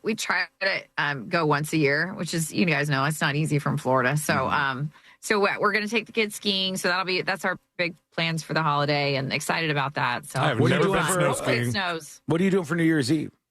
New Year's Eve, I will be sleeping because I have to work the next day. Oh, what is going on? Come on. That's how they want you to start off the 2026 year by immediately working over there? I will toast my champagne at 6 p.m. and then I'm going to go to bed. Can I tell you? I'm going to be tired. I would like to bitch about something if I can. Please, very quickly. right ahead. All right. I just want to get this out there. Never stopped you before. Yeah. This is very true, Josh. Very, very true. I have seen the 2026 New Year's Eve glasses, and I want to tell you, they are repulsive. They don't make any sense. Here they are. Celia, just show everybody if you can. The ones for 2026, because they want to make the eye holes zeros, it looks like it says 200, and then there's like a 26 like on top of the 200. I don't even get that. Is this person holding more than one pair of glasses? This is two pairs. Each one of them is like, there's a 200 because you have two eye holes, and then the 26 is on top of one of the zeros. It doesn't even read. It's terrible. It's not I'm with good. you. Yeah. So we're obviously, as an act of revenge, we're going to burn the factory that makes these to the ground. Oh. Me and Amy Kaufeld together. Don't say that out loud because something bad will happen, and they are going to come back to you, Sean Watson, and you're going to be responsible. I said us. We're going to work on. And because you were on the clip with us, you're going to go viral when you said you didn't want to. Don't you dare drag Josh and me They'll be like, isn't that the lady that ate the coin during the coin toss? And if I choke on that coin on Wednesday, you're in big trouble. I'll be watching. I know you're not going to choke. You're going to nail it. You're going to do a great I job. don't know. I'm really nervous about it. I'll give you guys an update. Okay, so when are you guys off? This is our last week for the year. Okay. Yeah, it's our last So you're going week. all the way through Friday? We are going through Friday. We're going to try to manage to drag ourselves through Friday. And then after that, we're off for the remainder of the year. And we'll see you. We'll see you on January 5th. Oh, I'm going to miss you guys, and I love you. We'll miss you too. Merry Christmas, Happy Holidays, Happy New Year. I'm looking forward to seeing you on the other side. Yeah. But have a great break. It's well deserved. You guys work really hard. You too. We love you. Not as hard as you. Not as hard as even you. close. Not even close. New Year's Day. We love you too, and happy Christmas, Merry Christmas, all the rest. And we'll see you in 2026. Amy Kaufeld, everybody. Thank you. She's the best. Bye, guys. She is something. All right, quick break. When we come back, we got a lot to get into on Monday. More details about the hero that stepped up in Australia. Philip Rivers, 44 years old and wandering around playing football with the young kids. What the hell? Whose idea was this? What happened on the sideline right before the game? All of that coming up next on the News Junkie. Real Radio is on Facebook at Real Radio 1041. Sponsored by the law offices of Anajar and Levine Accident Attorneys. Call the law offices of Anajar and Levine at 1-800-747-FREE. Hello. Looks like traffic's getting by now on Colonial Drive westbound at Magnolia Avenue from that earlier accident. Just look out for emergency crews on the roadway still. There's a crash being cleared up on Sand Lake Road westbound at John Young Parkway. That's affecting the right lane. See traffic troubles, call the By the way, folks, the dumbest meeting of the day, the absolute dumbest meeting of the day, apparently right now-ish, Charlie Kirk's widow, Erica Kirk, has announced that she will be meeting with Candace Owens privately. And I have to tell you, I love that she thinks there's going to be some sort of resolution to this. I love that she still looks at the world through those rose-tinted glasses, despite the fact that somebody blasted her husband in the throat for his words. I love that she still has hope and faith, Erica Kirk, in 2025, that you can work these things out, but it ain't gonna work. There's a 0% chance Candace Owens is gonna come out of this and be like, well, it's like Alex Jones learning a lesson. You know what I mean? It ain't happening. It's a waste of time. These people are crazy grifters, everybody. They don't care about the truth. Everything becomes the Illuminati. They're crazy, they're lying to you, and they're making a lot of money. You know, I'm jealous. You know how much every video Candace Owens makes? It's usually top in the news, politics, or people in blogs categories on YouTube. They probably make about between $60,000 and $100,000 for each of these videos. And all you have to do is grift. I should be a grifter. I should just grifter arc. 2026 grifter arc incoming.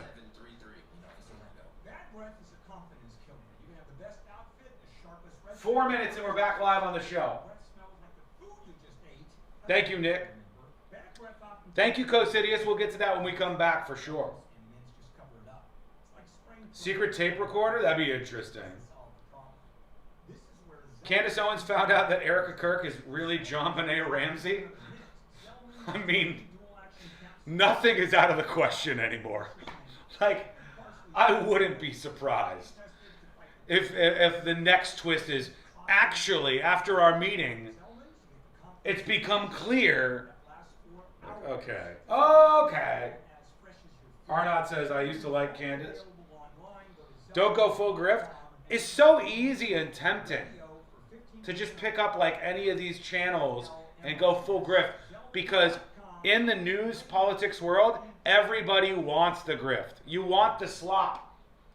Merriam-Webster dictionaries, word of the year is slop, and you want the slop apparently. Feed me the conspiracy slop, please.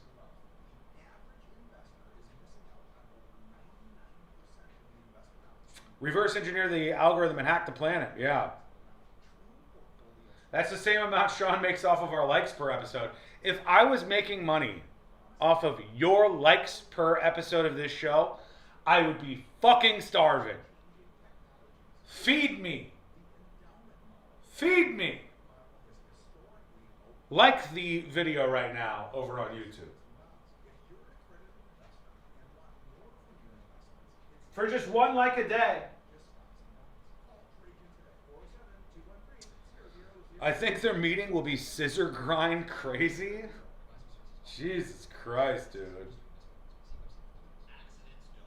You get to look at yourself in the mirror and be proud and respectful of what you do. Only slightly.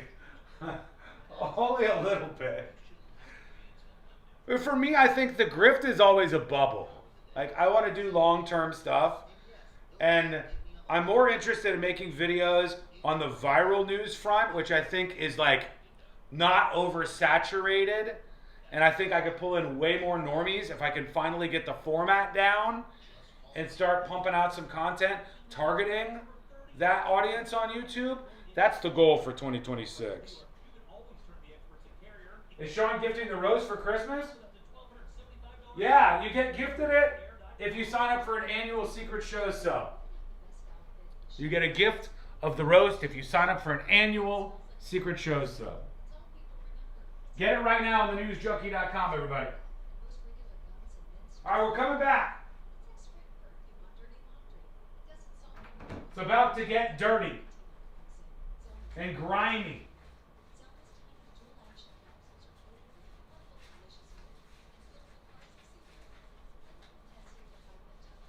Okay, here we go. Not just another mint.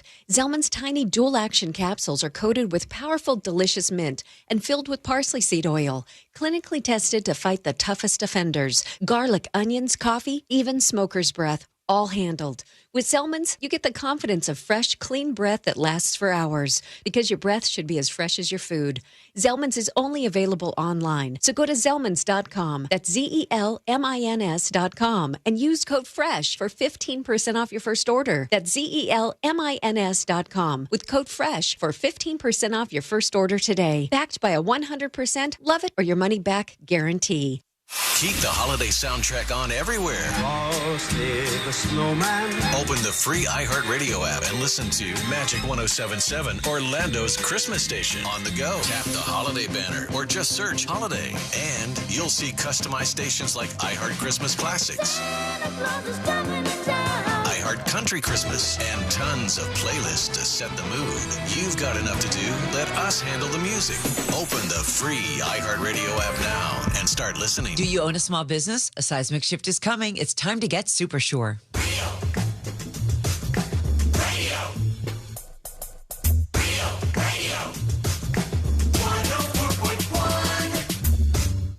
Let's be honest. They're all on Santa's naughty list. This is the news.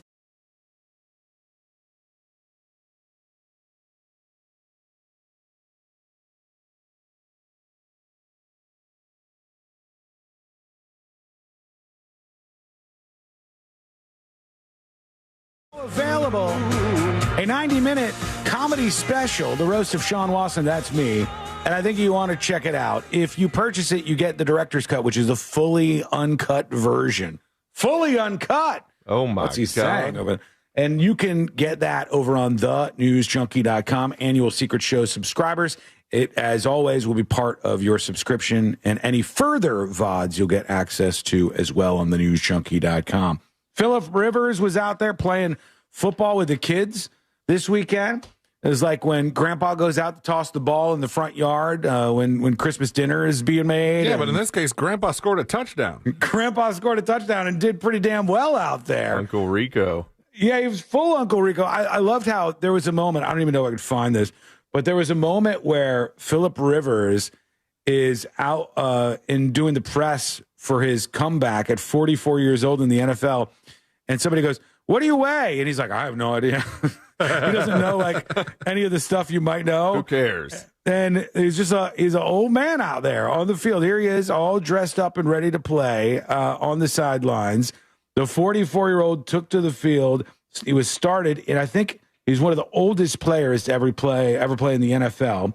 And he just got out there and did his thing. Pretty impressive overall, I'd say. So that's what a healthy 44-year-old looks like. Yes, yeah. I mean, I know that when you look at me from time to time, you're like, is this peak 44? It's not. It's not, Josh. Yeah, it's like, I'm sad to hear that. Yeah, it could be a little, it could bring you in and confuse you. I understand that, but good for him, man. It says, got off the couch at 44 years old on this tweet and nearly stole a game in Seattle, having not played in 5 years. Philip Rivers is forever my go. Good for you, buddy. Oh, yeah. Good for you. Pretty impressive stuff. I mean, for his first game back, 120 passing yards, 1 touchdown pass, 1 interception. Yeah, all right. It Okay, I mean, it happens. Yeah, it happens. Overall, a pretty impressive thing for anybody to do. Let's go to the White House, where I guess things got weird. Trump was having a Christmas reception, and he introduced one of the people, and they said it gets weird here. Let's see how this goes. Let's listen into this clip. All right. Want to say a couple of words? Sure. Because she's a great hostess. She hosts professionally everything, and she's the best. I don't know who this woman is, but Trump has brought this woman up, and he's like, she's a great host. And Trump likes to do this thing at these events where he goes, you want to say some things? And you can see the person's eyes like, oh, I can't say no to the president. Didn't prepare to speak. Uh-oh. So she goes up. Want to say a couple of words? Sure. She's a I never great prepare to hostess. speak. She hosts professionally everything, and she's the best. But now she's probably going to, let's see, is she going to choke? No. Is she going to be the opposite of Bryson? Go ahead, say a couple of words. Let's see. Is she going to choke everybody? He's getting bored. Trump's getting bored. He's like, let me set some things up here and just have some dominoes falling for my enjoyment. Will this lady completely and totally fail? I don't know if she did or not. I'm sure she did great. I'm sure she did fantastic. He had a couple of athletes out there at the White House. It was a big deal, I'm sure. Everybody had a good time. Let us know what you thought of it if you were checking in on that. I guess pro golfer, Bryson DeChambeau. Am I saying that right? Bryson Rochambeau. DeChambeau. And he almost cried when he got up at the event.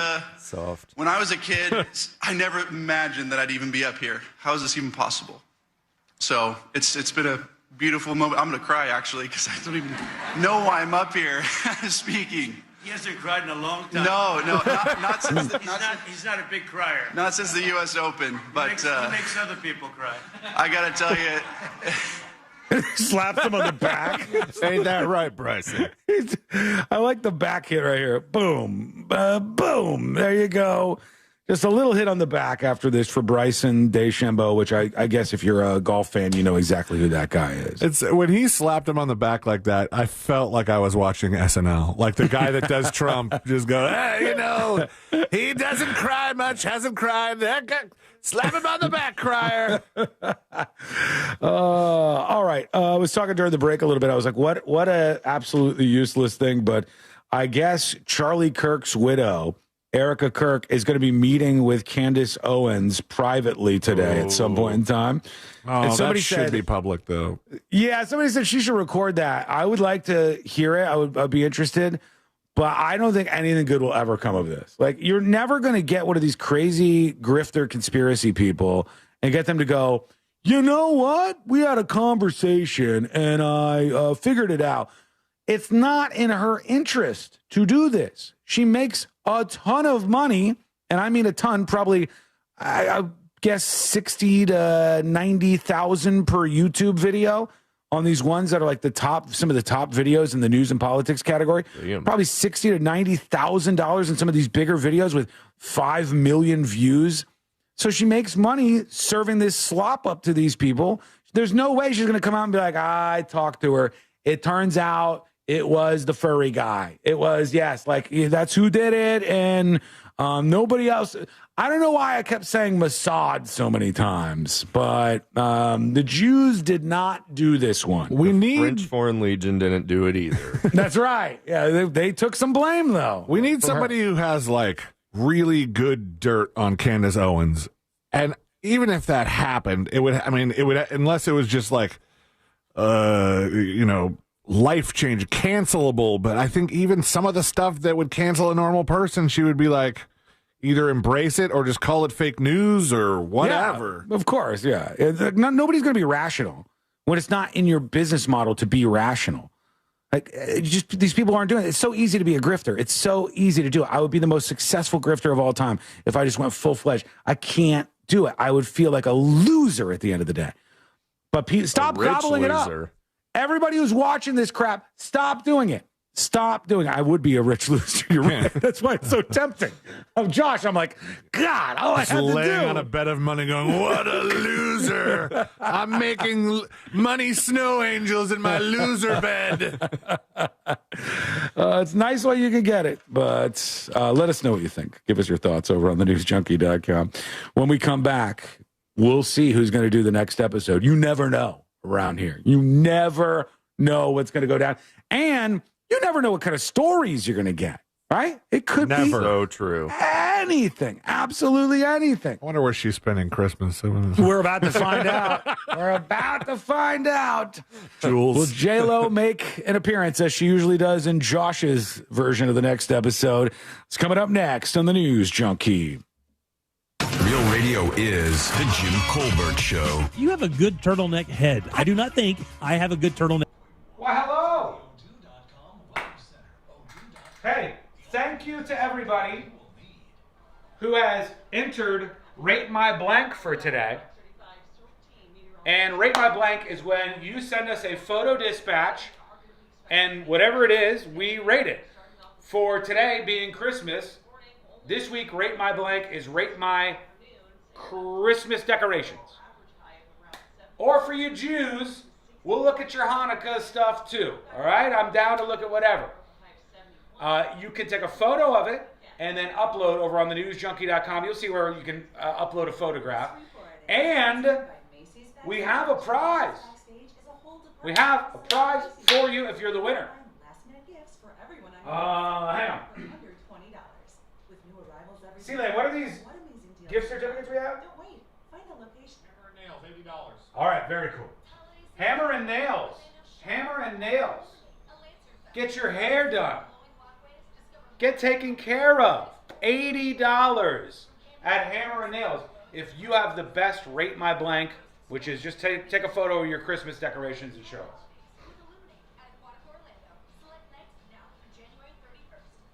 Okay. 3 minutes and we're back live on the show. Tis the season for Those videos get boosted by the viral copycat reposters. I think you're underestimating the amount of drones there are that just eat this slop up. Whether it's the left-wing slop of the day, and it's like, Trump's dementia goes full force. You know, Trump completely loses it in the middle of a sentence. He needs to be sent to the old folks' home. He's old. He's crazy. He's got dementia. And they're... And then the right-wing stuff, which is like about Joe Biden's auto pen or the conspiracy around the Charlie Kirk thing, which, I don't know, I feel like they would not be going that direction, but whatever the slop of the day is, they're just serving it up to people. Summit Girl says, why don't they practice coin tossing before they actually have to toss it instead of looking like a buffoon? Have you ever practiced coin tossing? I can only tell you, Summit Girl, if I got chosen to throw out the first pitch at a game or something, I would be practicing like crazy. I'd be like, you know, rookie of the year, practicing to make sure I didn't Baba Booey that shit. 2 minutes. What about Kwanzaa? Come on. Have you ever actually met a Kwanzaa person?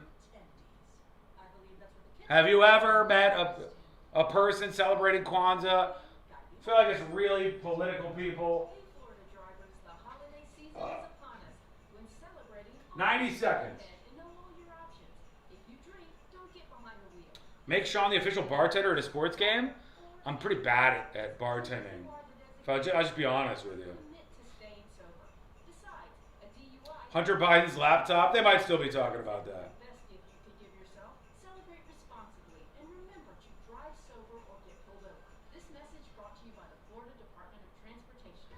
I always learned about it being the third winter holiday, but never seen it in IRL. Kwanzaa was basically brought into the forefront in the late 90s during a PC boom there, and then pushed up again in the latest sort of woke PC boom. But it's such a tiny minority of people that celebrate this stuff. All of a sudden, people address it like, well, the Jews do Hanukkah, the blacks do Kwanzaa, and everybody else does Christmas. It's like every black family I ever met celebrates Christmas, you know? So Merry Christmas. I said it. Personal information might be on that list. Protect your identity with LifeLock. LifeLock monitors hundreds of millions of data points every single second and alerts you to the threats you could miss yourself. If your identity is stolen, your own U.S.-based restoration specialist is going to work to fix it, guaranteed, or your money back. Make this season about joy, not identity theft, with LifeLock. Save up to 40% off your first year at LifeLock.com with the promo code BECK. Terms apply. Hey, it's Ryan Seacrest here, and if you're looking for some serious fun, head over to ChumbaCasino.com. At Chumba Casino, you can play all your favorite social casino-style games for free anytime, anywhere. It's the most fun you can have on your phone or computer. No purchase necessary. VGW Group. Void where prohibited by law. See terms and conditions. 21 plus.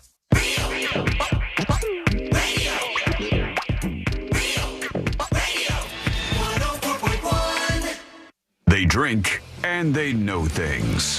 Happy holidays from the news.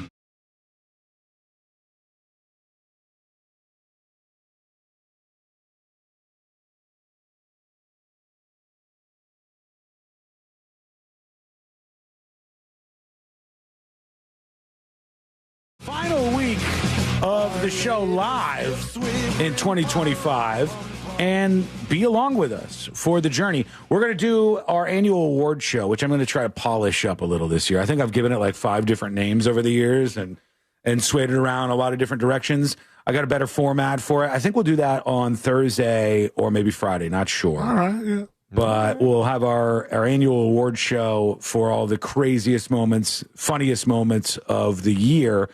that'll be here in our last week of shows. So for those of you who have hung out with us for a day, a week, or a month, we appreciate you being with the show here in 2025 and can't wait to put on a whole different spectacle for you in 2026. I forgot, I thought about this on the way in, and I was like, the first year he had a name, and we never remember what the name was. But I remember trying to tweet out everybody that got the awards to see if they would respond. Like we did the bloopies one year. We gave you a golden newsie or something like that. Yeah, and we had some people respond who were in like it's the most viral clips of the year, right? Yeah. And then this year I'll select like best meme of the year, best news blooper of the year. I'll bring all of these forward to you and present them at the end of the year. It's a fun time for all of us. And it's like not super serious. We're just going to have a good time going over it. And that's what this week is for. Moment. I think so, yeah. Yeah, it's just a chill week, just checking in and checking out and hanging out with you. That's what we're here for as the days roll by. This might be Josh's last day of 2025 on the show. Unbelievable. You never know. You never really know. I don't know for sure, but we'll see. Right now, what we're going to see is what's happening in his segment for the day. So let's do the next episode. Because there's a lot on TV. You can't possibly keep up with all of it, even though you should, because what else are you going to talk about? I'll kill you over the chicken. Nothing. Weather's nice. It's time for the next episode with Classic Me. Yeah. You know who won't kill you over the chicken is that mortgage guy, Don. That's right. I've been hearing rumors that this interest rate is coming down. It might be a good time if you're in like a rent situation, you want to invest in a house, you want to get your own place.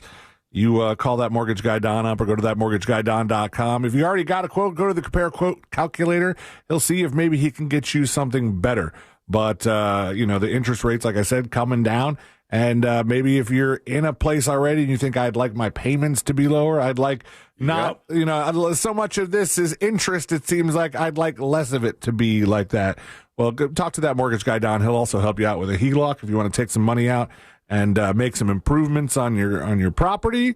Or just get a business loan. He's the guy to call. You call him up at that mortgage guy. You don't call him at a website because people don't do that. Call him on the .com. That sounds like an old person thing to say. Visit him now at thatmortgageguydon.com. Don't miss the boat. Compare your quote with that mortgage guy. HTTP. Give him a call. Mm-hmm. And we'll give this guy a call right here. You can't see him. John Cena. John Cena is retired from the WWE. Oh, really? After losing his final match to Gunther, who, if I'm honest, this is my first time hearing of Gunther in the WWE. That just sounds like some kid that's there. He with lost his last match? Yeah. Going out on the Come bottom. on, man. I mean, we all know. We know. Well, maybe he's handing off the torch to a new generation. He's like, I'll lose to this guy, and then he'll get to be the guy who beat John Cena, and then he becomes a big star. John Cena's got plenty of stuff going on that I guess it doesn't matter, but he's a big star. He's in Pluribus. Yeah, I was just going to say, are you caught up on Pluribus, Sean? No, I still only saw the first couple, and then haven't gone back. There was a great John Cena cameo in it. It made me laugh. Yeah. Cena locked horns with Gunther for his final match ever in the ring at Main Event in Washington, D.C. this Saturday night. It was a hard-fought battle, a roller coaster ride, and both men experienced many ups and downs. And then Gunther got the best of John Cena, and we go to the tape right now. The tape of John Cena. Is this something you sent to me? Yes. You know that I texted you about. You're too busy doing your skull mic thing. No, I have it. I have the John Cena thing. I have the directions here. I just, I'll be honest with you, I was just waiting for you to bring it up in real time, but I have it right here, exactly where you wanted it, right here. John Cena these days. 40-something? He looks great. He looks fantastic. 48. Wow, does he really? Yeah. The crowd was very upset. Devastated. The guy behind him is gobsmacked. I always love when there's some grown-ass adult who's like, I can't believe it. He really let me down. Oh, my God, my hero. Cena, you were my hero, and you lost. Still real to me, damn it. The disappointment in this grown-ass man's face who has, like, a mortgage payment coming up is so crazy to me. Well, good for you, John Cena. Enjoy your retirement. Someone else who is not quite retired, and I will give you time to pull up this video real quick. Patrick Mahomes played this weekend against the Chargers. Not quite retired, but... well, as we'll see in the clip. Here he is right here. Out as it hits into the ground. Throws, gets taken down. The left knee right here. Left knee buckles.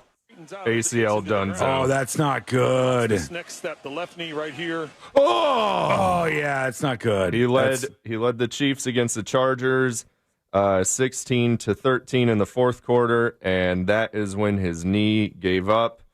He threw the ball away to avoid a tackle, but was taken down anyway. And to make matters worse, Gardner Minshew came in to throw a game-ending interception deep in Chargers territory. He's the backup quarterback. What's his name? Gardner Minshew. I don't know. Some of these guys got weird names. And who should we bring in? Bring in Gardner Minshew. He's the only one who could save us. That loss, thanks to Minshew's interception, as it will come to be known, ended the Chiefs' playoff hopes for the season. Wow. I know. I'm telling you. So weird. The Chiefs seem to have fallen a bit this season. Yeah, it happens. That's true. All dynasties must fall, except for this guy. Why look so awfully tragic? Oh, Dick Clark. Dick Van Dyke. Dick Van Dyke is indeed still alive at the ripe old age of 100. He turned this weekend. Saw a lot of tributes pouring in. I don't know what is it. Tribute? Yeah, tribute. Yeah, tribute. It's not like an in memoriam. You can get a tribute while you're alive. Yeah.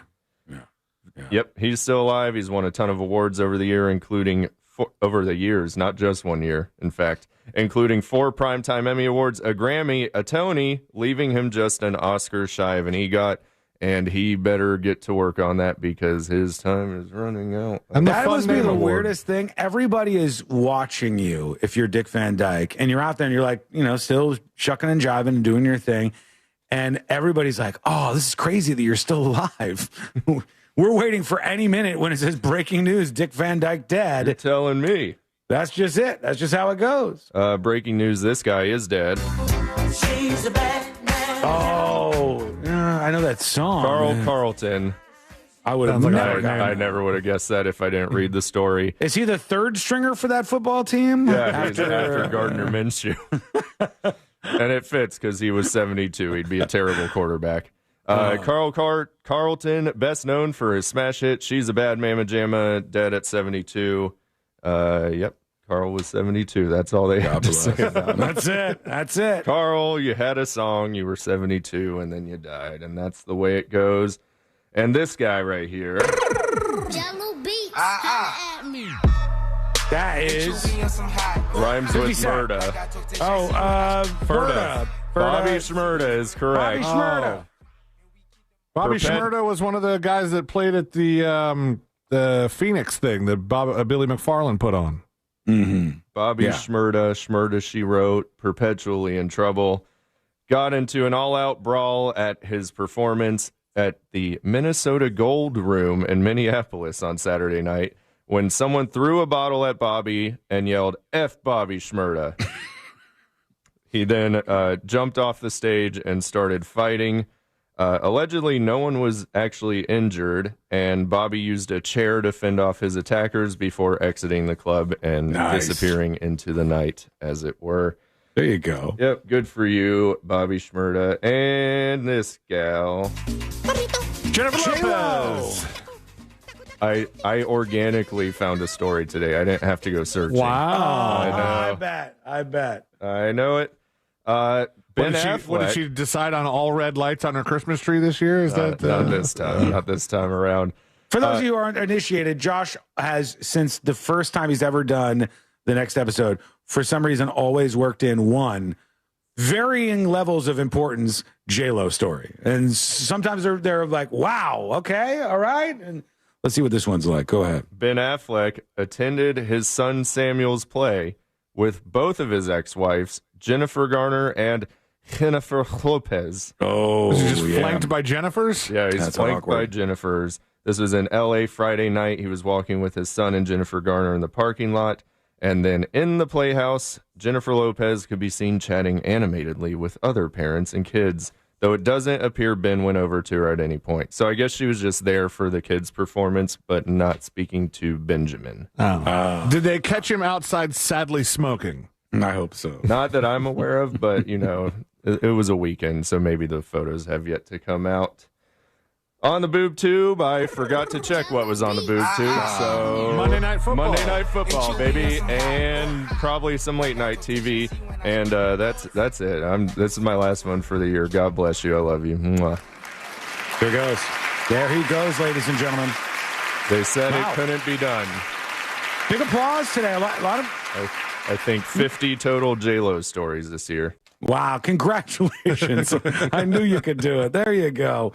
All right, folks, quick break. When we come back, the second half of the show has arrived, and it's fatter, sexier, and better in every way than the first. We start off with somebody who was missing for 40 years, okay? Missing for 40 years, found alive. Unbelievable. Before too long here, we'll get into Rate My Blank, and we have, according to C-Lane, a great prize, actually, for the winner of Rate My Blank today. We're going to be popping that out for you in the final hour of the show. And more about the hero in Australia this weekend. We'll get those details worked in. It's coming up next on the News Junkie. The Monsters in the Morning annual Radiothon for the Coalition for the Homeless. This Friday at 7 a.m. on Real Radio 104.1. Presented by Carl Black Chevy. It is Christmas. Cleared up on Sand Lake Road at John Young Parkway, and the traffic lights are working incorrectly on Orange Avenue in both directions. Update, some breaking news coming in for you. An update. Nick Reiner has been booked on suspicion of murder. Those are the charges for the son of Rob Reiner and the death of the Hollywood Titan. Nick Reiner booked for suspicion of murder in connection with his parents' death. Lots of speculation. Was he asking for money for drugs, and because he had a long history of abuse, fighting with his family? Did things get heated and just end up with him attacking and killing both of them? Just messed up, bro.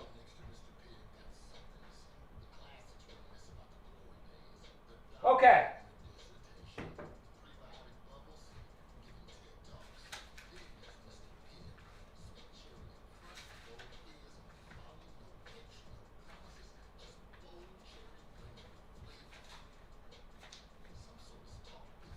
Question for you. And I will judge you based on your answers to this, chat. Should you be able to write off your pets as dependents? A woman says yes, and she's filing a massive lawsuit so that each year when you file your taxes, you can write off your dog or cat much like you write off your little human child.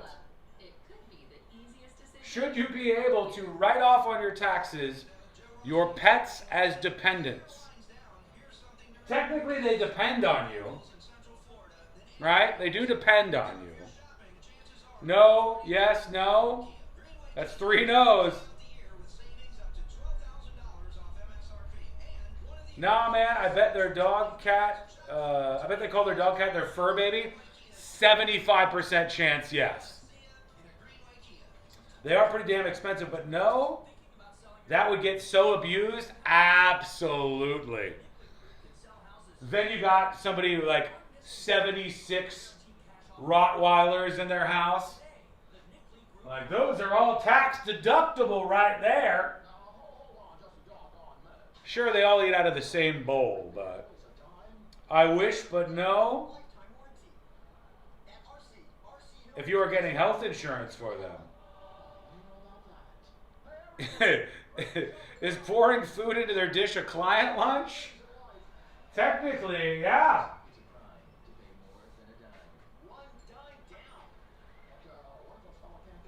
From my understanding, you can claim them if they're your service dog. The amount of vet bills we have is crazy.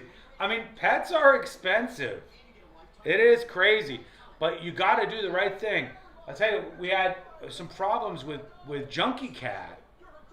and Junkie Cat was like peeing on the couch upstairs for a bit. And I was like, something's wrong with her. She's kind of acting weird. And finally we said, let's take her into the vet, which is tough because she's a pretty feral cat, Junkie Cat is. So we took her in to the vet, and the vet said she's got like a mild UTI and that's causing discomfort. That's why she's doing this. They gave her a shot. She immediately got better. They gave her some little chewable pills. She loved them. She ate them. And now, night and day. I mean, but, you know, like it costs money every time you do that stuff.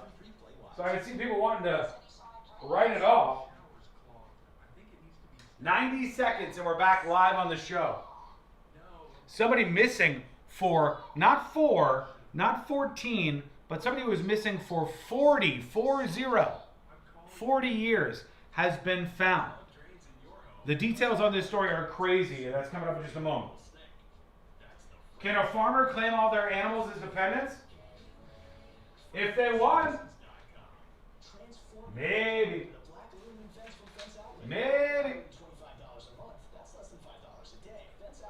Okay, we're coming back.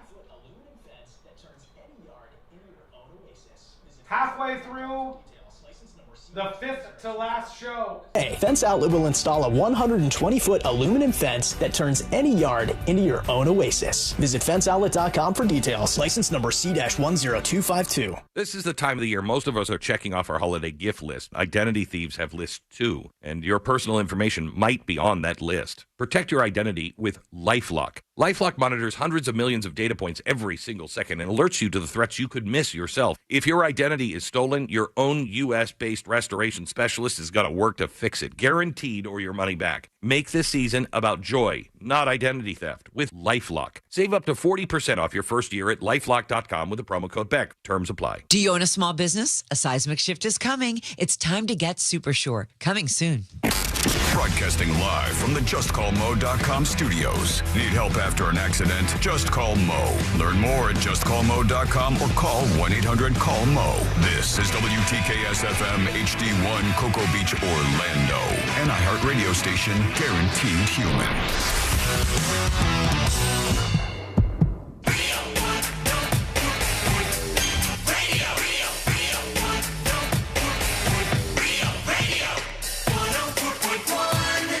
Happy holidays from Sean, Sabrina, and C-Lane. This is the new.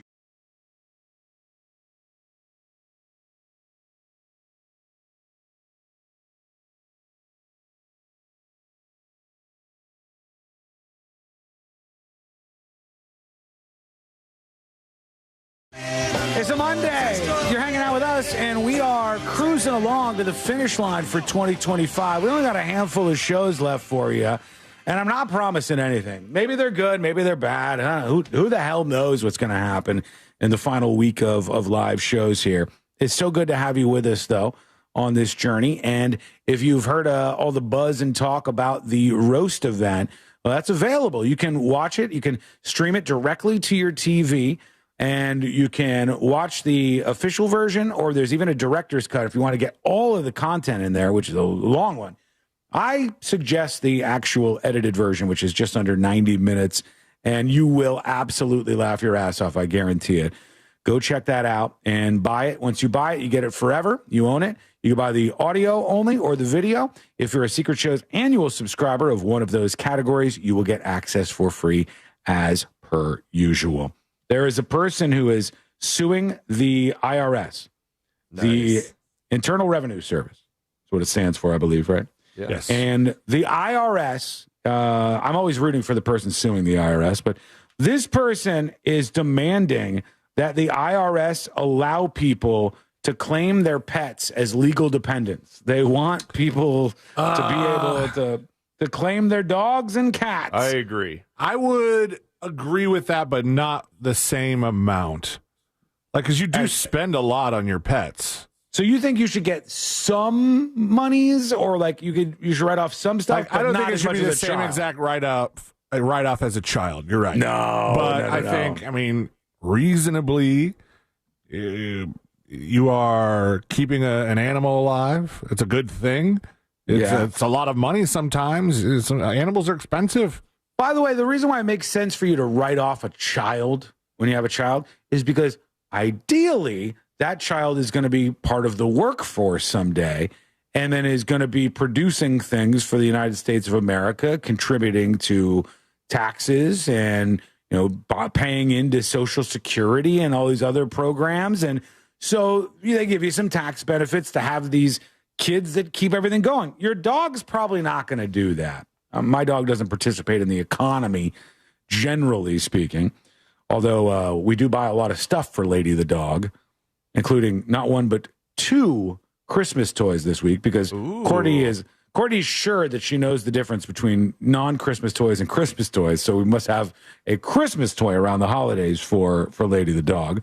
She's got one now, but we can't write anything off on her yet. This woman, she is saying that Finnegan, her 8-year-old golden retriever, is entirely dependent on her for food, shelter, medical care, training, transportation, and daily living. Finnegan has no independent income on account of being a dog, resides exclusively with her. There have been a few dogs, in history that have had some independent income. There was that dog that played Toto. That's Air true. Bud.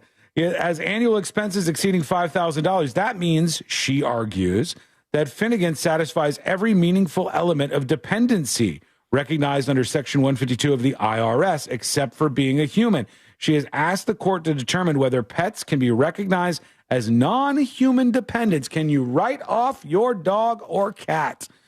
That would be pandemonium, absolute pandemonium. People with 400 dogs in their house, so they can write off all this stuff. Tax shelter. Yeah, I've seen it happening before. All right, so you talked me out of it. Can you prove that a pet is good for society? No. But I would imagine a pet probably elevates the mood of the pet owner, would be my guess. And that's a good thing. People might be less likely to go shoot up a grocery store if they have a little dog at home or something. That could be good. It's not bad all the way around. I mean, there's some bad pet owners, but I just don't think we want the IRS getting involved in this business. Let us know what you think. We're going to go over to your dispatches in just a moment here on the show, but very quickly, this is an astonishing story, an unbelievable story. A child that was missing for 40 years has been found after a Crime Stoppers tip came in. Usually think after 10 years, this ain't going anywhere. You're never going to find this person again. This child has been missing for 40 years. A Kentucky family has been reunited with their daughter, Michelle Newton, nearly 40 years after her abduction in 1983. Michelle Newton disappeared from Louisville when she was only 3 years old, allegedly abducted by her mother, Deborah Newton. The National Center for Missing and Exploited Children released an aged progressed image of Michelle in 2024, hoping somebody would recognize her. This is kind of crazy to see. You see when she was a little girl in 1983, and I wonder if they used AI, because the age progression shows her what she's supposed to look like at 41 years old, and it looks fairly legit. And what I want to know is, now that they found her, does that actually look like her? Here's what they had. That's her in 1983, okay? Little tiny kid. And then now she's supposed to be 41 years old. So they put this out there. The case had gone cold for decades until Crime Stoppers got a call from Florida, and there was a breakthrough. Michelle was found. Her mother was arrested in Central Florida in the Villages where she was living. And they are now going after the mom. But after all of these years, so 40 some odd years, this mom is now in custody. Yeah. She looks like a kidnapper. She does. Yeah, I don't know what kidnappers look like, but something like that is the answer. Yes, Deborah it says Newton. the violation code says out-of-state fugly Kentucky FDA custodial. It does say out-of-state fug. I'll give you that. It does. It does say that, but I don't know if that's related. I think, is what... Yeah, probably. Yeah. Makes more sense, doesn't it? All right, let's go over to you, some of your feedback rolling in, and then we'll get into the hero in Australia, all of that good stuff. Michael emails the show, and he says, "Greetings, junkies, and happy Monday." Well, hello to you, Michael, out there in radio, podcast, or streaming land. I'm writing this over the weekend, so I'm certain that it's off topic from whatever you're discussing today, but I thought you'd get a kick out of it. I've been a daily listener long enough to where I've developed muscle memory now about the show. What I mean is, this past Saturday, I was listening to a station and the Arctic Monkeys came on. Immediately, my mind said, sweet, a special weekend edition of the News Junkie. And then I realized the song just kept playing and the lyrics kicked in, and it was actually the music on the weekends here. Demonstrates what an impact the show drum is. beat went on a couple extra things. He's like, oh, it's a best of. Yeah. That's all. I hope you all enjoy a well-deserved break and a fantastic holiday, wiggle, etc. Cheers, says Mike. Then over to, this is Douglas, who says, see it now. What the hell? He said, curious why you decided to make us pay for See It Now. I'll explain in a second here. He says, I'm not complaining. I'm just curious. I wrote you a couple of times, and I've done some dispatches. I've been listening to talk radio my whole life. Started out listening in Chicago. Really love the show and what you're doing. It's so effing cutting edge and inclusive, engaging, fun, funny, serious when you need to be. It's just a great show, and I like that you're trying to transition to what's coming as radio dies. Wow, how dare you, sir? But yeah, hate that radio is dying. I'm still a fan, blah, blah, blah, blah. And so he's talking about See It Now. Well, See It Now is the way it's set up now. It was messed up for a little while with the previous update. But most posts, save for like reviews on stuff. So if we talk about a TV show or a movie and it's a review, I want you to always be able to go back and see that and see what the review was. Those will be available to everyone always. The other ones, the moment I post to See It Now, there's a 24-hour timer on it. So if you listen within the first 24 hours, little encouragement for you to listen early. If you listen within the first 24 hours, then you can go to See It Now and see everything for free. Secret Show subscribers get perma access to all of this, as you might imagine. All right, let's see what we got here for dispatches today. A lot of people joining in with Rate My Blank. We'll get that on a little bit later. Here's Dr. Harambe talking about Rob Reiner. Okay, let's see. You there? Hello? Hey everybody at the News Junkie. Hey. This is Dr. Harambe, MD. I don't believe I'm you. an actual doctor. I don't believe you. Harambe. Don't say. Rest in peace.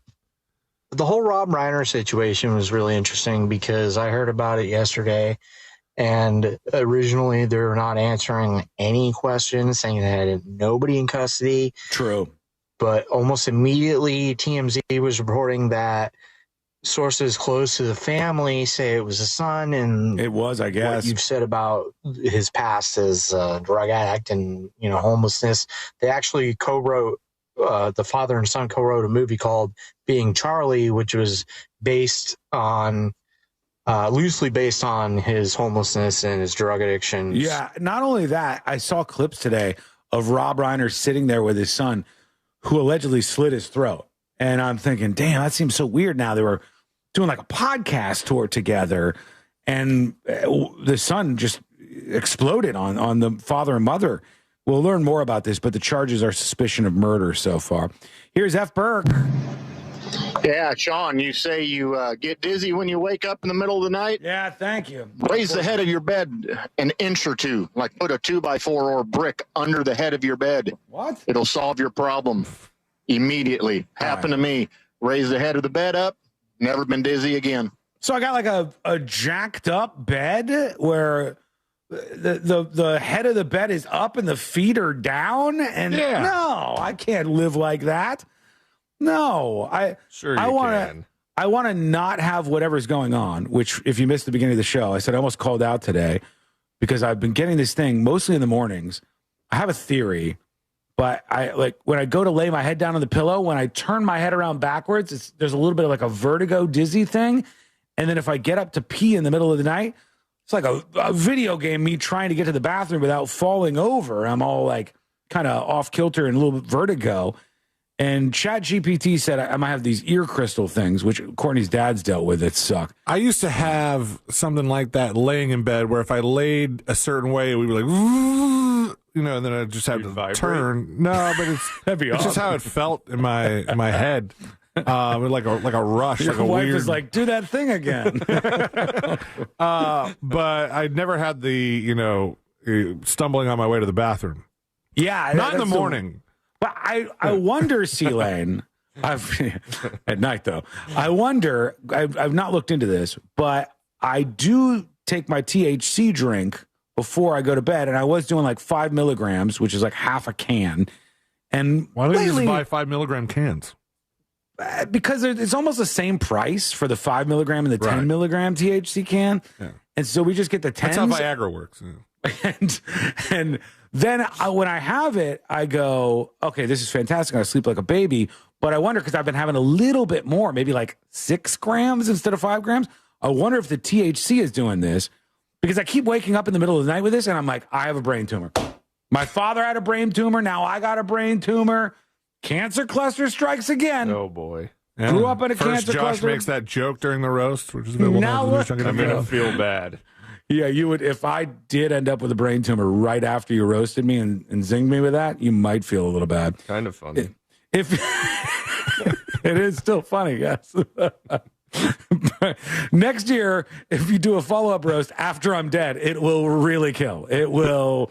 People will just people are saying you got to look up that Epley maneuver. I know. That's what ChatGPT told me. I don't know how much I could trust that, but that's what I You're saw right. from that. ChatGPT is very, very untrustable. Well, as a doctor, I think. I mean, I'm not putting too much faith in that right now. Let's go over to Bart versus Bill Gates talking about Josh's story. John Cena retiring. There you go. Hey guys, listen to me talk about the John Cena fight. Give me the scoop. Live. There was a one point in the fight where Gunther would hit him with like one punch, and the whole crowd would go boo, and then John Cena would get another punch in, and everyone would go yeah. And they did that probably like 4 or 5 times back and forth. It was pretty funny. But then commenting on the whole sad face, it was more than just that one guy. They panned to the whole audience when he tapped out, and it was a sea of men's disappointed and sad faces. It was kind of funny, kind of sad, but yeah, I'm with you. I don't know why he had to lose his final fight. Kind of dumb. Guys, anyways, have a good show, guys. To every one of you that makes fun of your wife for crying during Keeping Up with the Kardashians or something, if you're crying during John Cena's retirement wrestling match, you have no room to talk. Just don't even try anymore, all right? This is Flip saying this is Sean's most brilliant idea by far. Real quick, two things about John Cena. One, because I had to Google him because you were asking how old he was. Mm-hmm. And in his description, it says he's an American actor, retired professional wrestler, and former rapper. Did we know that John Cena rapped? Let me see. Hang on. Is he good? I don't know. But also, if you Google his name, there's one of those little Google Easter eggs at the bottom, and it's the hand motion. And if you click it, the search result, like the hand comes up and does the thing, and the search result just disappears into white. That's fun. I guess he did a lot of rap battles in the ring or something. Right. John Cena music video. It was a different time. Is this it? Yes. I don't know if he's retiring from that as well, but we know. Over to Flip with Sean's most brilliant idea by far. Okay, let's see if I can't stumble through this damn dispatch. But Sean, honestly, this is quite possibly the most brilliant idea you've had since you stole iHeart's idea for doing dispatches. This Mutts for Murderers or Pups for Prowlers or Pups for Perverts program that you're going to spearhead. I totally agree. Let's give these psychopaths a pet out of, these overcrowded shelters. Give them something that loves them unconditionally, and it would probably lessen the violence in this country. I mean, and that's in all seriousness. Great idea. And if you put a heart heart monitor, I guess, on the dogs, and you find that the dog is dead, then you immediately go arrest the person because that's when something bad is coming. I mean, I think it didn't they do something like that with pit bulls and parolees? Yeah. Which every time I had a friend that would, I don't know if they said it weird or I was just hearing it wrong, but I kept hearing pit bulls and pierogies, and I was like, ooh, sounds like a good time. I agree. I almost lost my mind just, I think, 2 or 3 nights ago, sitting at the bar, and this young kid comes in, and he's looking at the menu because he's hungry, and he goes, and the other way to feed him. He goes, I'll take the pierogies. And the guy goes, all right, sure, I'll get them. And then he goes, what's a pierogi, by the way? And I'm like, who orders something, doesn't know what it is, and then asks afterwards? I kind of admire that. I do, and too. also, you don't know the Polish delicacy that is a pierogi? They're fantastic. I would like to offer that young man some Rocky Mountain oysters. He was never going to, he won't see that one coming. I always look at that and I go, how do you not know? Because it's cooked. One thing you should know is that every single culture, from sea to shining sea and all the seas between, every culture has found a brilliant way to put something into a pocket of some sort. And those are some of their best items. Jamaican beef patties, Australian hand pies or meat pies, they call them. Everybody has found a way to... You got pierogies, empanadas. Dumplings. Everybody has taken a thing. Ravioli. Yeah. Baos over in Japan. Baos. You can put anything in that. Had dessert Japan has baos. a couple. They have the other dumpling things. What do you call those? Gyoza. They have gyoza too. That's true. Both of those. Yeah. Where do they have Japan. it? Yeah. They're killing it on the bow front and the pocket front. People put their best foods in pockets, I think. And that's what you're finding with the pierogi. It's like a poor person, peasant's food, and it's fan-damn-tastic. Big fan. All right, quick break. When we come back, we will get into those details on that hero that saved the day during this attack in Australia. Some terrifying audio as well. Wait till you hear this. This was a close call, about as close as they get, and it's coming up next on the News Junkie. The Monsters in the Morning. Ranked by, I guess, tourist attractions in America. Some It's got to be the Big D. Which one? The Big D. What was that? I don't know if I'm supposed to say it. I don't want to get in trouble. The Monsters in the Morning. Real Radio 104.1. From the Clausman Law Traffic Center, car crash, call Clausman Law. ClausmanLaw.com. All eastbound lanes of State Road 520 at the beach line, those are blocked. There's a crash getting cleared up there. Look out for an earlier accident on State Road 434 at Range Line Road on the express lanes of I-4 westbound between Florida's Turnpike and Kirkman Road. There's a crash getting cleared up. I believe the left lane's only getting by there. See traffic troubles? Call the Valvoline Instant Oil Change traffic tip line at 866-676-8477. From the Traffic Center, I'm James Birmingham. This report is sponsored by Indeed.com. When you're trying to find quality candidates, all the searching, screening, and interviewing can become a job itself. You need Indeed, the all-in-one platform that makes it easy to interview, screen, and hire quality people. Visit Indeed.com/credit. Chelsea here. Ready to upgrade your windows or patio doors before the new year? During Renewal by Anderson's December sales event, buy one, get one 40% off. And with 0 down, 0 payments, and 0 interest for 18 months, it's never been easier to say yes. Renewal by Anderson's Acclaim Impact windows are built for Florida, designed to help you save on energy bills while keeping your home comfortable year-round. Offer ends December 31st. Restrictions apply. Visit bestwindowsflorida.com. License number CGC 1527613. There's a myth that a Sprouts Farmers Market person wakes up before dawn, bangs out a couple of hours of yoga before downing a kale foam colostrum latte. The reality is that a Sprouts person is just someone who cares about fresh. Hey there, School Mike. Activated. Welcome behind the scenes of the show.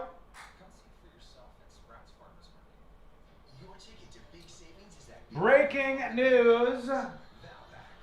The second victim at Brown University, remember, that shooter not in custody right now, had a handgun, went in, shot up an entire school, terrorized everybody, killed at least 2 people, including the guy I'm about to tell you about, injured 9, severely injured 9, shot them, and just walked away. The second Brown University victim has been identified as 18-year-old Uzbekistan immigrant Muhammad Aziz Umarzakov. And it's been announced by his sisters in Virginia. He wanted to be a neurosurgeon to help children the way doctors helped him. He suffered from Chiari malformation, which is a condition where a spinal fluid puts pressure on your brain. He just got along with everybody. He was the nicest guy. He and his family are naturalized citizens who came to the United States in 2011. He is the second announced victim of the Brown University shooting. Still nobody in custody.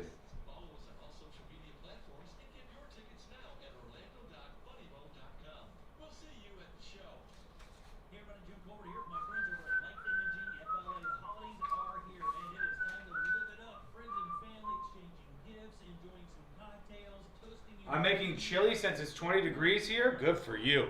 Chili with beans or chili with no beans, chat? What's better, chili with beans or chili with no beans? No beans is better? I think you're right. My favorite chili is usually like, I don't need all those beans in here. Just give me the good stuff, please. Beans? Tamjeb says, to me, pierogies mean men in black with cockroaches falling out of the alien sleeve. That is a gross way to think about them. With beans, you heathens? How can it be chili with no beans? Whoa, whoa! Everybody calm down. Let me be absolutely clear about this. Chili without beans is 500 times better than chili with beans. You don't need beans in your chili. Okay? I know you guys had such hardened opinions on this, but a lot of you are wrong. Real chili is no beans. That's what I thought. Yeah. Gotta have the beans? No. Okay, Mr. I Hate Eggs Benedict. What does that have to do with this at all? At all. Don't need some beans up in my chili, man. 1 minute, we're coming back. Here's 2 things I don't need. Ready? And I mean this. 2 things I don't need. 1, beans in my chili. 2, white chili. You can take your white chili and never talk to me again. Walk in the other direction. Don't stop walking. That is a war crime.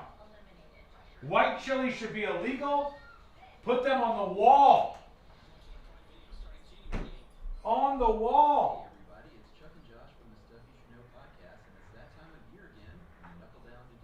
Here we go. We collected our best past classic holiday episodes and compiled them into a 12 Days of Christmas podcast, and it's that time of year again when we knuckle down to do our annual holiday episodes. We collected our best past classic holiday episodes and compiled them into a 12 Days of Christmas Toys playlist that the whole family can enjoy. That's right. Maybe you missed it the first time we detailed the history of Beanie Babies, Monopoly, or yo-yos, and a whole lot more. So open your free iHeartRadio app, search Stuff You Should Know, and listen now. Do you own a small business? A seismic shift is coming. It's time to get super sure.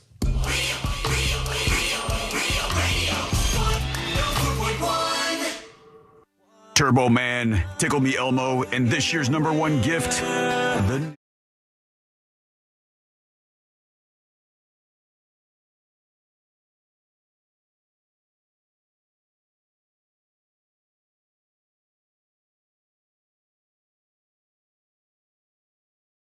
Hey, from Christmas Day. The Jews are right in the thick of it right now. Enjoy your Hanukkah. Happy Hanukkah, everybody. It is that time of year. We got one last show. Did you watch the Hanukkah video I showed you? No, from a celebrity that we've met. You've No, should I? Yeah. Let me say. It was in our chat thread. Instagram from one Mr. Modest Yahoo. Oh, yeah. I did see that guy. That was ridiculous, man. That is quite the custom job this guy had. Do you know if he curses? I don't know if he curses. I don't think he does, but I'll be careful. This Modest Yahoo has a relationship that goes back on the show. Probably not a good one, but Modest Yahoo, the singer, he was getting ready for Hanukkah, and he has a menorah bong. Friends, we are coming into the final hours. It is winter. It is heavy. It's a lot of darkness, and we want to lighten things up a little bit this Hanukkah. So join us as we light this menorah bong. I mean, come on. It's a menorah bong. It's got all these little chambers, like the little lights on the menorah. Now, do you move the bowl down for every night of Hanukkah? You just knocked him out.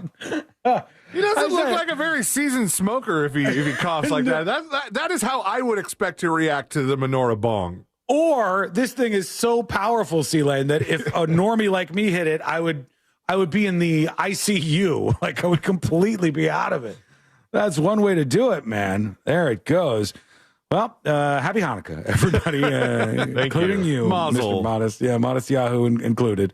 There was a near miss, a terrifying audio, they say. I'll play the audio for you right now. The U.S. had a JetBlue flight B61112, and it was on its way from Curacao. Blue Curacao.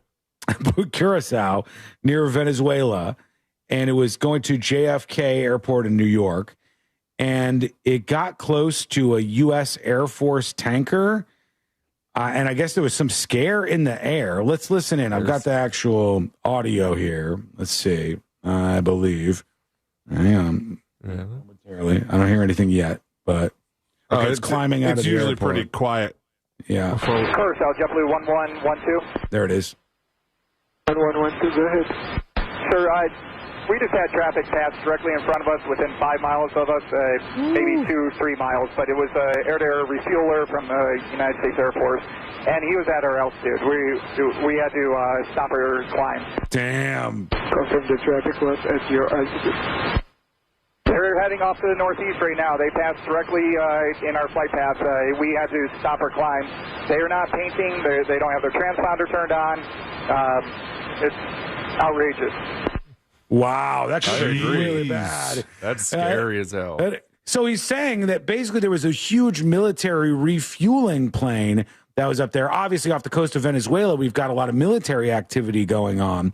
Military activity out there has been building, and ships and stuff are off the coast. And we even commandeered a Venezuelan ship not too long ago. And this was a refueling flight. And this guy in this JetBlue flight said, look, I was taken off, or, we were climbing an altitude, and this thing was at the exact height of us, no transponder, no nothing, no, you weren't aware that it was there. And he looked, and he was within a couple of miles of another plane. And I'll tell you from experience, if you're on a plane and you see another plane, it's a little frightening. It's a little mind-effy. Unless you're landing, because there are some airports that do. That was one cool thing flying into San Francisco that I don't know if I'd ever seen before, but it was like we were on approach, we're getting ready to land, and I look out to the right, and there's another plane, and I was like, that is so cool. These dual landing strips there. Parallel to you. Yeah, parallel. Yeah. Perpendicular. Have you That ever would seen be one? cool.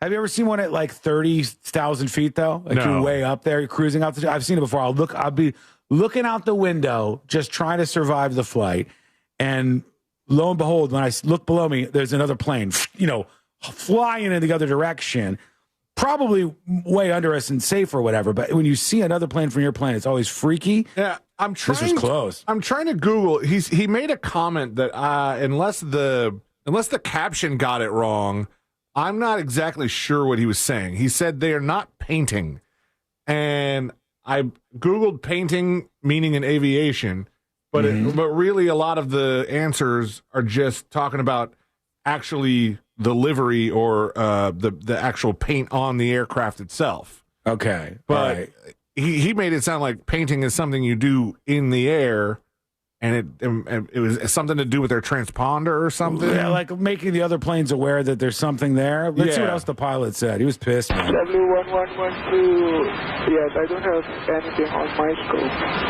But there's been outrageous with the unidentified aircraft within our airspace. Sir, you do not sound as outraged as you should. Like that, I'm outraged. The pilot who is in the air and just saw this plane, he's pissed. And you were like, "You are absolutely right, sir. It is outrageous that that would happen." He's talking like the guy's mad about his Toshiba Handybook not working. Is this like when your wife is really pissed off about something, but you're not quite as upset, but you have to like pretend to be just upset? I totally get that, babe.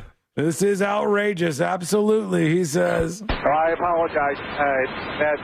If you can make a note of it, we almost had a mid-air collision up here. Jesus. And that would have been rip everybody. Yes, sir. We will make a note. Yes, sir. We will make a note. We will make a note. Writing it down. Right after the call, you will get a brief survey if you don't mind filling it out. Stay on the line.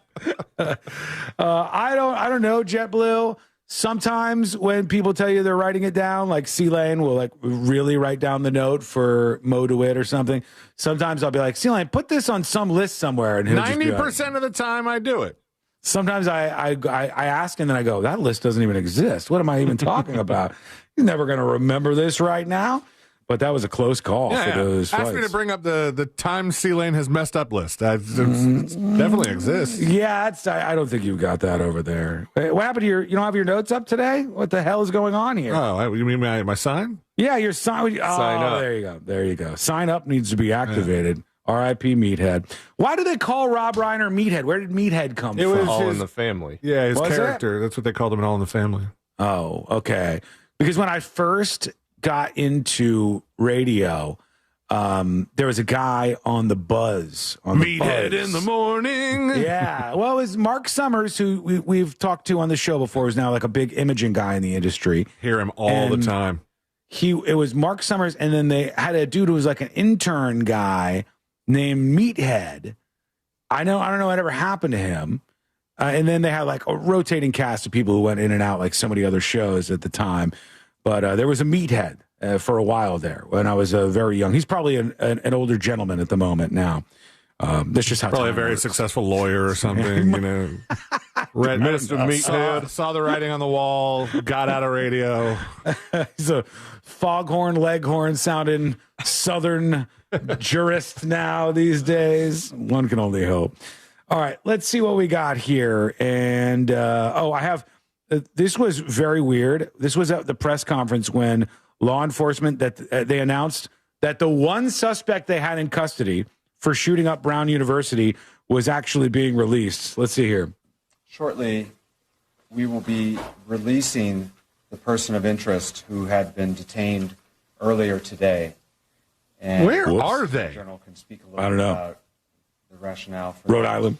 I know that, but inform the community that individual will shortly be released from Providence Police. So this was the guy that they had in custody. They said his name. They said his date of birth. They said he was a veteran. He had went across the United States to make this attack in Rhode Island. There were some things going off in my head where I said, this doesn't make sense. Now, unless they really, really, really, really wanted to target Brown University, why would this person go across the country to a state with incredibly restrictive laws on guns and target this particular school? What's the tie-in here? Apparently, this dude wasn't related, and they have no one in custody for shooting up a school, which is just crazy to me. But that's where we're at. Maybe they've got some leads behind the scenes, but they're not talking about it. I am super distracted by the fact that they misspelled the capital of Rhode Island, province instead of Providence, and they look like they're on a Zoom call where they just hit delete background, but instead of putting something fun, they just had white. Yeah, this whole thing has been a mess. The school principal that we played earlier, or the school president, she was like, I don't know what's going on. These people are like, we got the wrong guy. Sorry. It's been kind of a disaster so far. And the other clip from this is, I guess, the guy on CNN, John Berman. He was at Brown University, and his son just happened to be there, like visiting a friend when all this went down. So he was talking to his son live on TV. Joe doesn't go to Brown, but happened to pick last night to visit one of his best friends who does go here. You arrived. Your friend told you, meet you in the library. Not this library, about 5 minutes away. You walked in. What happened? Yeah, we walked in. My friend was there. He let us in. We were preparing to fill out the entrance form. You have to sign in because we weren't Brown students. And right in front of us, talking to a different library clerk, was a woman who was very sad on the phone. Her friend had just seen someone lying on the ground and said they had to call 911. And what happened immediately after was the librarian said they got to lock the doors. Everyone should go inside to get away from windows. This is a little bit weird how the reporter is just staring at his son as he's answering this. And his son looks like he's still processing this. Yeah. Like the CNN reporter, instead of also facing the camera alongside his son, is just completely staring at his son. Yeah, but that's interview stuff. I mean, yeah, there's just something weird about people it. trying to get to safer spaces. We were up on the 3rd floor, so that's what happened. And you, thankfully, decided to call us. So the first I heard of this was a little bit after 4:30. The phone rings. It's you. Why'd you call us? I mean, it's a scary. Why'd you call me? Your father. Did you not want him to? He's like, Listen, I was loser. busy. I was trying to give you the heads up, Dad. I wanted you to have the exclusive, Pa. What the hell? Why'd you call Fox me? News next time. Yeah, that'd be great. Really, Jesus, man. That's a little strange. At least they spelled Providence, Rhode Island right on the Chiron there over on CNN. All right, we're going to take a quick break. When we come back, we got jury duty coming up. I will get to the hero in Australia as promised. And a man wakes up at a casino and says, I don't owe you $75,000. I don't remember any of that gambling. And they said, oh, sir, have we got news for you? What happens next lands them in jury duty, and that is coming up next on the News Junkie. Classic Alternative this weekend on Real Radio 104.1. You never know just how you look through other people's eyes. Real Music Weekends are Classic Alternative. This is Hall of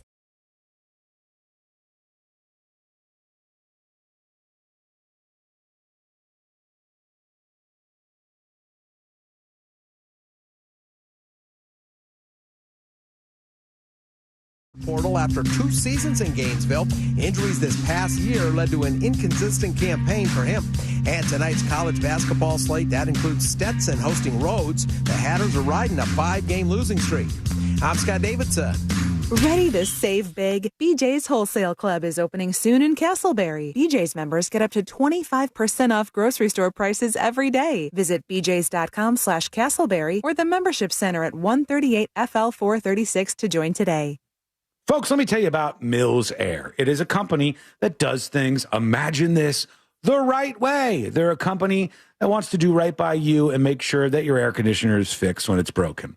In those moments, some of these companies will take advantage of you, but not Mills Air. They'll send out a tech, and they are the best. These techs know how to fix every AC issue on any kind of air conditioner from top to bottom. So give them a call. Mills Air is ready to keep you nice and comfortable. Make sure your AC is working, the heater's working when it gets colder. Here's the number, 407-277-1159. That's 407-277-1159, or find them online at millsair.com.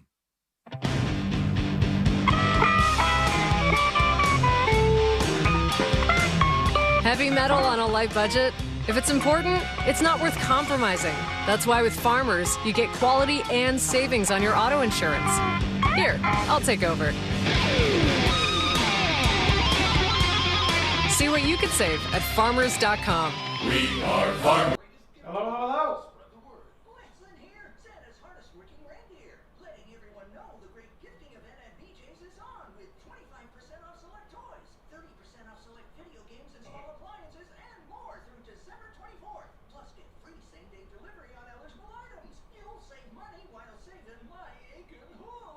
Stand by. You standing?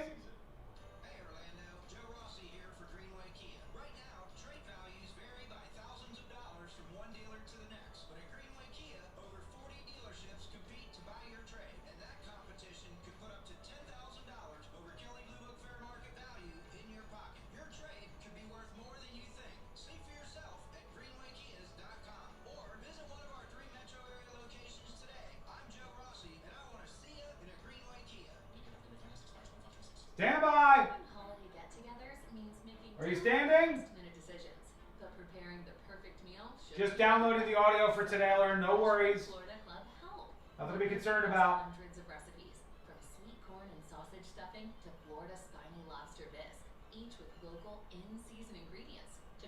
Got it. Got it. Visit freshfromflorida.com and join the free Fresh from Florida Club. It could be the easiest decision you'll make all year. In a market full of noise, trust the Nickley Group to give you straight answers and smart real estate advice. The Nickley Group, Orlando's home team. Thinking of buying or selling a home Chat, I cannot tell you how much I am ready for this break. I am ready with a capital R for this break. I'm now done with everything related to the roast. The VOD is up. You can purchase it over on the website. If you went to the roast, don't forget you got a card with a little code you can redeem there. And be sure to put the dashes in your promo code that will unlock the roast for you. All right? So that's out there and ready to go now. So I'm done with that. Now I just have a couple of fixes for the developers on the website. Then I can get back into fine-tuning my video setup for my YouTube videos and Facebook videos. And I got to put together the award show and secret shows. And when all that is done, I'm out of here for the year.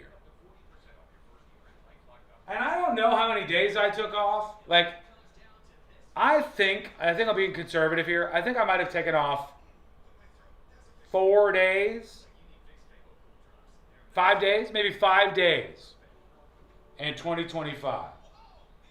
We're going to miss you. Are you, though? I think I punted my code. If you did, seriously, just give me some kind of proof that you bought a ticket, and I'll send you a code. Tips@thenewsjunkie.com. We know Shawnee been counting it down since January. Yeah, maybe. How many were hangover days? This year, I think only one. Only one. Because this year, I promised myself, I was like, I'm not doing this anymore. Where the only days I take off is when I wake up and I just feel like absolute ass. It's like, I deserve some vacation days, for God's sake. So, now thankfully we got C-Lane who can host when I'm out. So I'll probably be taking more days next year.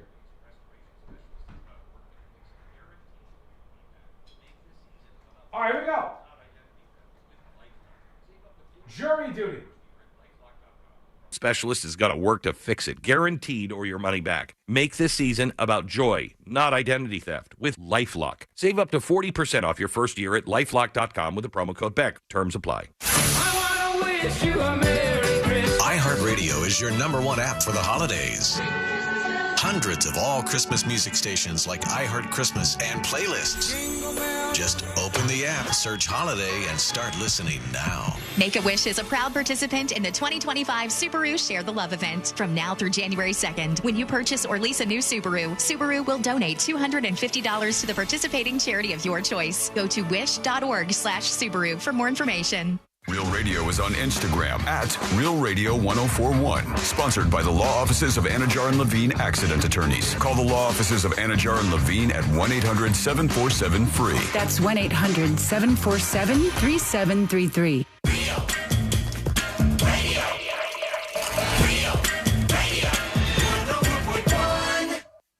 We spiked the punch and then drank the entire thing. This is the news.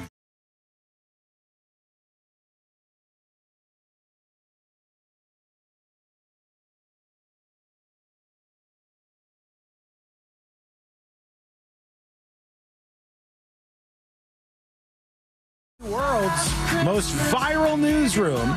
Learn more about the show and get the roast. You can watch it right on your TV. Beam it to your TV on thenewsjunkie.com. Real quick before jury duty, just in case you don't know how that works, it's so easy. If you buy the roast now, or if you're a Secret Show's annual subscriber and you just get access to it, obviously, you could, if you buy the audio, you could just listen to it and drive around and do your thing. But if you get it on your phone, it's not perfect quality, but it's really close to full quality when you stream from your phone to your smart TV. And it's pretty easy. On iPhones, just hit that Air Share or whatever the hell it is, AirPlay button, and then direct it to your television, and then boom, the roast is playing on your big screen TV. Or if your TV has a browser, you can probably log into the newsjunkie.com on the browser. Yeah. I've watched secret shows that way before. Sorry that you had to go through that. Yeah. I am truly sorry, but I appreciate your service, and I think you should try it out, folks. Go get the roast, watch it on your TV, enjoy it in all its glory. C-Lane and Josh both had great sets for the roast. I mean, it's a wild ride, and I think you'll have some fun going on it. Learn a lot of lore about the show as well.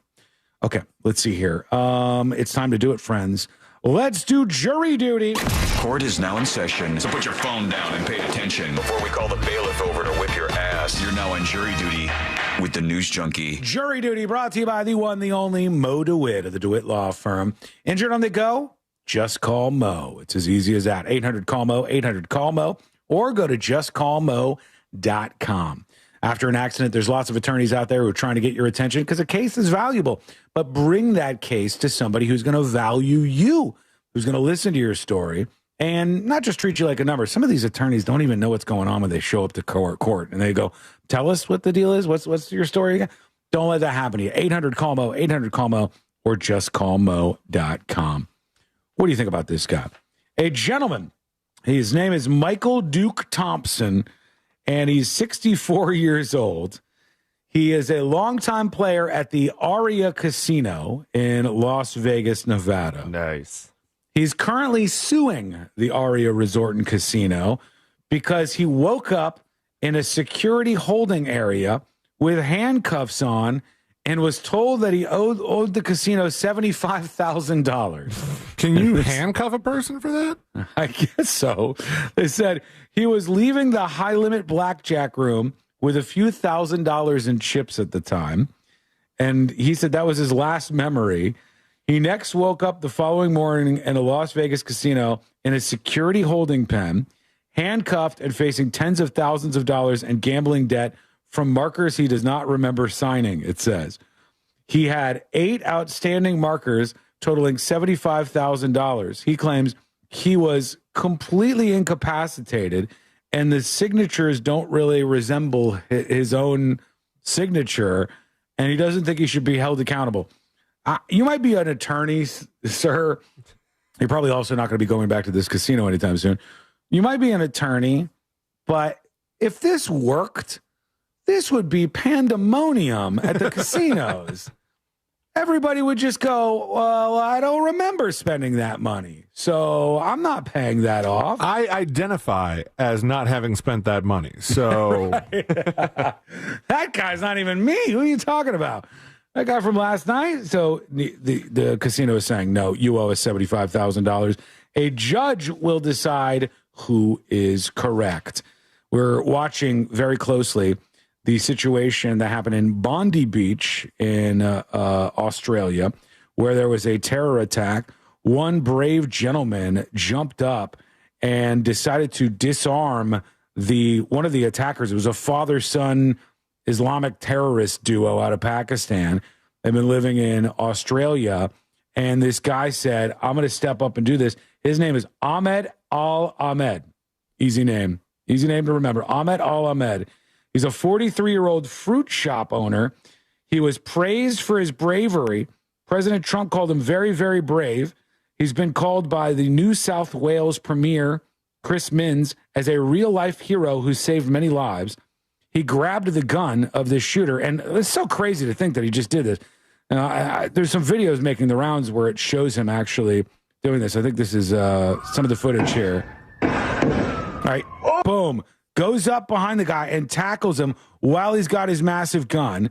He wrestles the gun away from him, and then the guy's partner, his terrorist partner, started shooting him after he took the gun, and just unbelievable. Saved probably countless lives just because he was brave enough in the moment. And he told his friends, as you heard Amy Caulfield say earlier, he said, hey, I might die, but I have to do this. It's the right thing to do. And so he did it. Now they said over $1 million has been raised for this hero who tackled the alleged Bondi Beach gunman, or one of them. And unfortunately, a lot of people died as a result of this, but it could have been even worse. So $1 million and counting has been raised for the person who jumped up and stopped the attack. Good for him. Yeah. You know, all the way through. Good for him. All right, quick clip. This was a moment in the sports world where things got awkward. The worlds of sports and politics kind of crossed for just a brief moment. And they were talking about a player, Victor Wembanyama.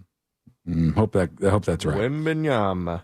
Yeah. So here's the back and forth that went down during the NBA broadcast. If ever there was an appropriate nickname, the Alien fits. The only thing is, in the current political environment, you got to watch that word, Michael Grady. So they call this player the Alien, and the guy's like, well, you got to watch out saying the alien these days because they're deporting people who are aliens in the U.S. They deport those. We do not want Victor Wembanyama deported. Let's go with a different nickname. Little weird. I'm not sure how they got to this place. They deport those. Deport the aliens in this country. We don't want him deported. No word on whether he wants all the other people deported, but we don't want Victor Wembanyama deported, he says. Alien. So we're putting alien on the list of things we have to find another thing. No, it's fine. Alien's fine. Everybody knows. I saw the correction police on some thread. I forget what even the thread was about. It was something in history, and it was like whether or not this person owned slaves. Okay. And a founding father type person, right? It was Sealand's grandfather, I think. No. My grandfather. The answer is yes. That's not at all. He had a bevy of slaves. No, Sealand's family. Not a thing. Harem. Just look at Sealand. You're going to tell me that Sealand doesn't look like a guy whose family had slaves at some point in time? My family they weren't even here. Wait. Sounds like a guilty slave owner right there. My family. Oh, hold on. And the whole point of of me bringing this up was that there was somebody in the comments that, like, on multiple comments replied to correct these people who said slaves and said, no, enslaved persons. Oh, my God. And I was like, are we word policing slaves now? Yeah, the word police are the most cringe people out there. Also, it was a white person that was doing all the correcting. It's almost always a white person. It's almost always. I see it so much on Nextdoor, these absolute brain dead neighbors that I have, and I don't even know where they are. Around me, Nextdoor, the website would imply, and somebody will go, there's a homeless man out by the school. I was wondering if anybody was familiar with him. I was going to stop by and try to see if I could help him out. And somebody responded and they go, it's unhoused. It's unhoused. And I go, oh, so one person who called them homeless but had a plan to go try help them out that day, that person is the bad guy, and you get to swing by and go, actually, it's houseless, and you're the good. Yeah. Shut up. I didn't get fired. I'm a dislocated employee. Exactly. The word police, the dumbest of the dumb. But they're out there nonetheless. When we come back, the Power Hour kicks off. Final hour of the show. That means it's time for Rate My Blank. And we told you it comes down to this. It's Christmas decoration time. Rate my Christmas decorations. We got a ton of entries. And we have a prize. Only one of them's going to win. And the prize is a good one, too. We'll talk about that. It's coming up next on the News Junkie. It's like a text message with your voice. The TalkBack feature on the free iHeartRadio app. Follow Real Radio 104.1, tap the microphone, and speak. There's a crash getting cleared up, blocking all lanes on Steep Road 520 eastbound at the beach line. Traffic's using the shoulder to get by. The left lane's only getting by on the express lanes of I-4 westbound between Florida's Turnpike and Kirkman Road. There's a crash getting cleared up there. Most of the major roadways are pretty mellow. You won't be running into any trouble really affecting your ride. But if you do see traffic troubles, call the Valvoline Instant Oil Change Traffic Tip Line at 866-676-8477. From the Traffic Center, I'm James Birmingham. This report is sponsored by Allstate. Some people just know you could save money on car insurance by checking Allstate first. Those people are probably saving a carload of cash right now. So what are you waiting for? Check Allstate first for a quote today. You're in good hands with Allstate. Christmas music playing right now on Magic 107.7. Feliz Navidad. Magic 107.7. It's the most wonderful time of the year. Orlando's Christmas station. Is your financial advisor offering you up to a 30% upfront bonus? Or are they promising you up to 10% growth per year, all for your retirement income? If not, then you need to come to Trajan Wealth. I'm Jeff Jr., founder of Trajan Wealth. If you have a plan to retire within the next 10 years, don't wait only to find out it's too late. I've seen hardworking folks like you retire only to be required to go back to work, all because their advisor told them guarantees like these were too good to be true. They're not. That's up to $30,000 upfront or up to $10,000 per year on $100,000, all guaranteed for retirement income. Don't keep working when you're supposed to be retired, and don't let any financial advisor tell you it's too good to be true. Call Trajan today, 407-213-0000. That's 407-213-0000. Annuities, not advisory products. DBA Trajan Wealth Insurance Solutions. Additional disclosures at trajanwealth.com. Sunnyside Drains. My shower's clogged. I think it needs to be snaked. A snake? Where? No, a plumbing snake. Is it near me? I should have called Frank Gay. I'm hiding under the desk for safety. I'm calling Frank Gay. For clogged drains in your home, trust our highly trained techs who aren't afraid of a little snake. That's the Frank Gay way. Hello, chat. How you hanging on, friend? Have you taken just a moment of your time, being a time close to Christmas right now, and given me my Christmas present, which is just one like on this stream. If you want to be generous, hit me with a subscribe, follow along, and hang out with the show. Feral Kitten, keep hanging on. You're almost there. We are almost to the finish line. By the way, quick note, during the break, everybody who has gifted subs, subscribed to secret shows, and claimed a gift, I will process those right as soon as the break starts, because it's a good time for me to take a couple hours in a day and ship off however many of those that are owed.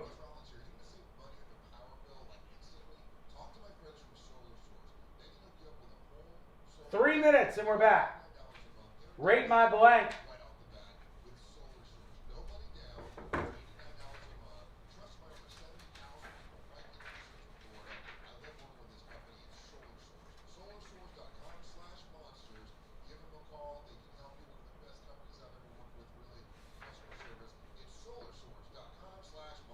The Power Hour indeed. Did we talk about the Messi India incident? What, the soccer player? What happened with it? I miss Carl, the camera guy. Get over it. The other camera guy's gone. All right? He sat around like a lazy asshole all day long. Meanwhile, our new employee is attentive, he's focused, and he's only messed up once. Creamy, the cameraman, is a good employee. So put some respect on his name.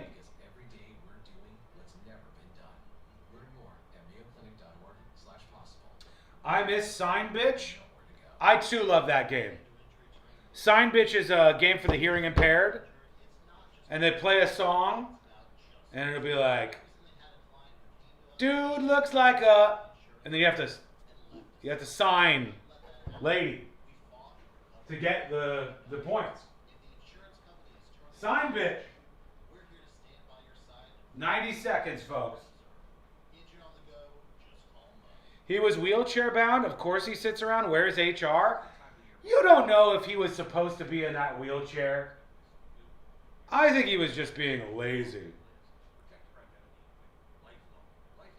The Indians tore up the stadium because they paid a lot to see Messi, and it was only like 20 minutes of play. Oh, really? Really?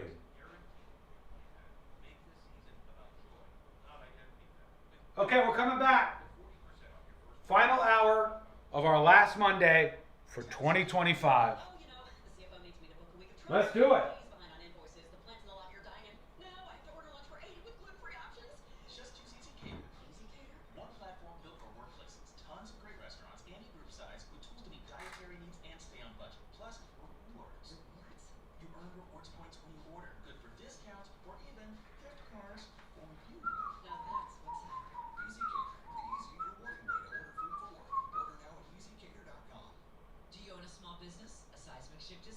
For you. Now that's what's up. EasyCater, the easy, rewarding way to order food for work. Order now at easycater.com. Do you own a small business? A seismic shift is coming. It's time to get super sure. Coming soon. Coming to you live from the JustCallMo.com studios. Accidents happen, but Mo's here to help. Injured on the go? Just call Mo. Visit JustCallMo.com or call 1-800-CALL-MO. This is WTKS-FM HD1 Cocoa Beach, Orlando, an iHeart radio station. Guaranteed human.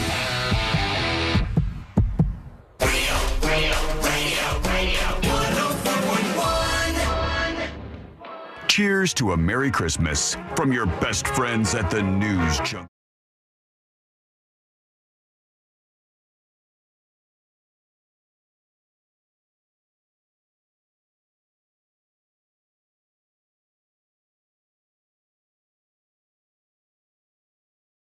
Arrived, and that is when we wrap up the show with the final hour of the action here on the News Junkie. Learn more about everything that happens with the show, the podcast, the live stream over on thenewsjunkie.com. Or it's time for you to watch the roast or listen to it if you want to buy the audio or video on thenewsjunkie.com. It is Monday, so we do Rate My Blank on Mondays these days. Here's how you participate. We have a topic in question, something that we are going to rate, and you send in photo dispatches so we can take a look at what's going on your side of the world. For Rate My Blank today, it's Christmas time. So obviously, Rate My Christmas Decorations is where we're at. You can see all of these entries yourself over on thenewsjunkie.com in the dispatches section. The B-Dobbs crew has sent in some lights. They got a nice little setup going on outside of their house. Cool. That looks great. You know what, B-Dobbs, let me give you all of the credit here. We have some neighbors who look like they were having an epileptic fit while they were setting up the lights on their house, and they're all over the place in their bushes, and they're not like uniform, and there's no thought that went into it. Yours looks beautiful. You did a great job here, and you're going to be in the running for our winner for Rate My Blank today, Rate My Christmas Decorations. And, C-Lane, what do we have for a prize for these folks, for whoever wins? We have a gift card to Hammer and Nails. They got their holiday gift card promotion going on right now, where if you buy $100 in gift cards, you get an extra $20 free. And it's really good if you've got if you are a gentleman who wins this. They are an amazing place to go to get a really sweet haircut, get your beard trimmed up just right.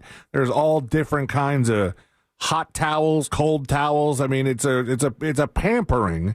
And we're going to give you the winner for today, an $80 gift card to Hammer and Nails. 4 locations waiting for you in Central Florida. Check them out at hammerandnailsgrooming.com. Perfect time for that, honestly.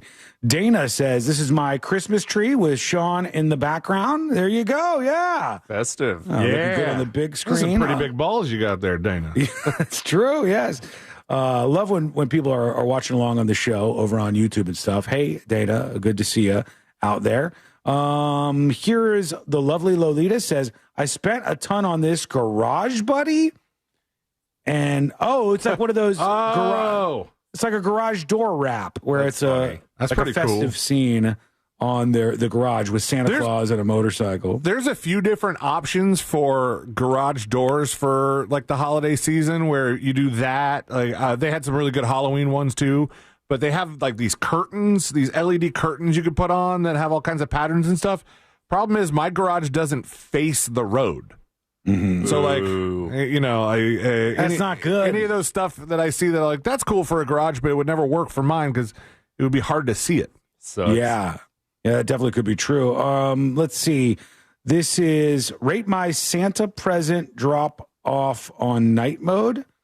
What? Okay. I mean, it's not the greatest photo, but this is you went with a lot of white lights. I like sir. the concentration of them. It looks good. Dude, colored lights are out. I mean, the concentration is pretty concentrated, but yeah. It looks like you shot it with a gun onto this tree. Like buckshot. Boom! 1,000 lights in there. I had a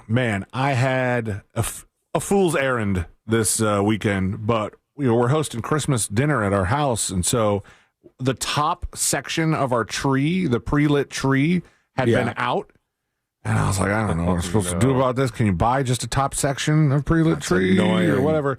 And what I ended up having to do, because my neighbor got this cool little tool that's supposed to help you fix your light strands when something's dead. Mm-hmm. And it performs some kind of like witchcraft or sorcery where it shoots an electrical signal through one of the things to turn on all the lights so you see which one is the dead one. Really? I don't know how it works. Something about a shunt. But it did. That part didn't work for mine. I know that part didn't work for mine, but it had like a line tester, and I figured out because most of the bulbs on that part were like dark, like they had burnt. I had to replace 100 teeny tiny bulbs. Whoa, no. Jesus! On this thing you got yesterday. It working now? Yeah, I got it working. It's back to normal. Here's my cousin Mose. He says, "Rate my Christmas tree decorations." A video dispatch. Whoa! The Death Star! Oh. You watching Home Alone back there? That's intense. It's a giant Death Star as the tree light. Music, lights. Oh, and it's synced up. That's pretty cool. That is pretty cool. I put my cousin Mose in the running. Yeah, that's excellent. All right, who else we got here before we move on? Pilot Mike says, rate my Christmas lights. It's hard to appreciate in the daytime. You're right, sir. It's a runway. It's a runway with Santa Claus on a plane back here. You know, he's back there in the North Pole plane. Guess they got tired of the sleigh and the reindeer and whatnot. Well, he's a pilot. Yeah. And his name is Mike. I like it, Mike. I think it's good. We'll put you on the list as well. We'll get to some more as the power hour of the show rolls on here. So thank you for sending those over. You can still get your entries in to get a shot at that Hammer and Nails gift card for $80, which is damn nice. Treat yourself for the holiday season. So it's rate my blank, rate my Christmas decorations. Go to thenewsjunkie.com, and I'll show you here. When you go to the homepage, you'll scroll down on mobile or anywhere else, and you'll see plus image. In a plus image thing under send a dispatch. Do that to send a image dispatch. You can send video if you want, as always. Or if you just want to talk with us, send an audio dispatch. The video definitely helped out my cousin Mo's, chances. That's true. We just saw the Death Star. Not as cool as seeing it like jump to the beat of the song. Sync up and all that. Yeah. That's what people say, right? Jump to the beat of the song. Jump to the beat of the song. Jump to the beat of the song. Jump. That's what that sounds like.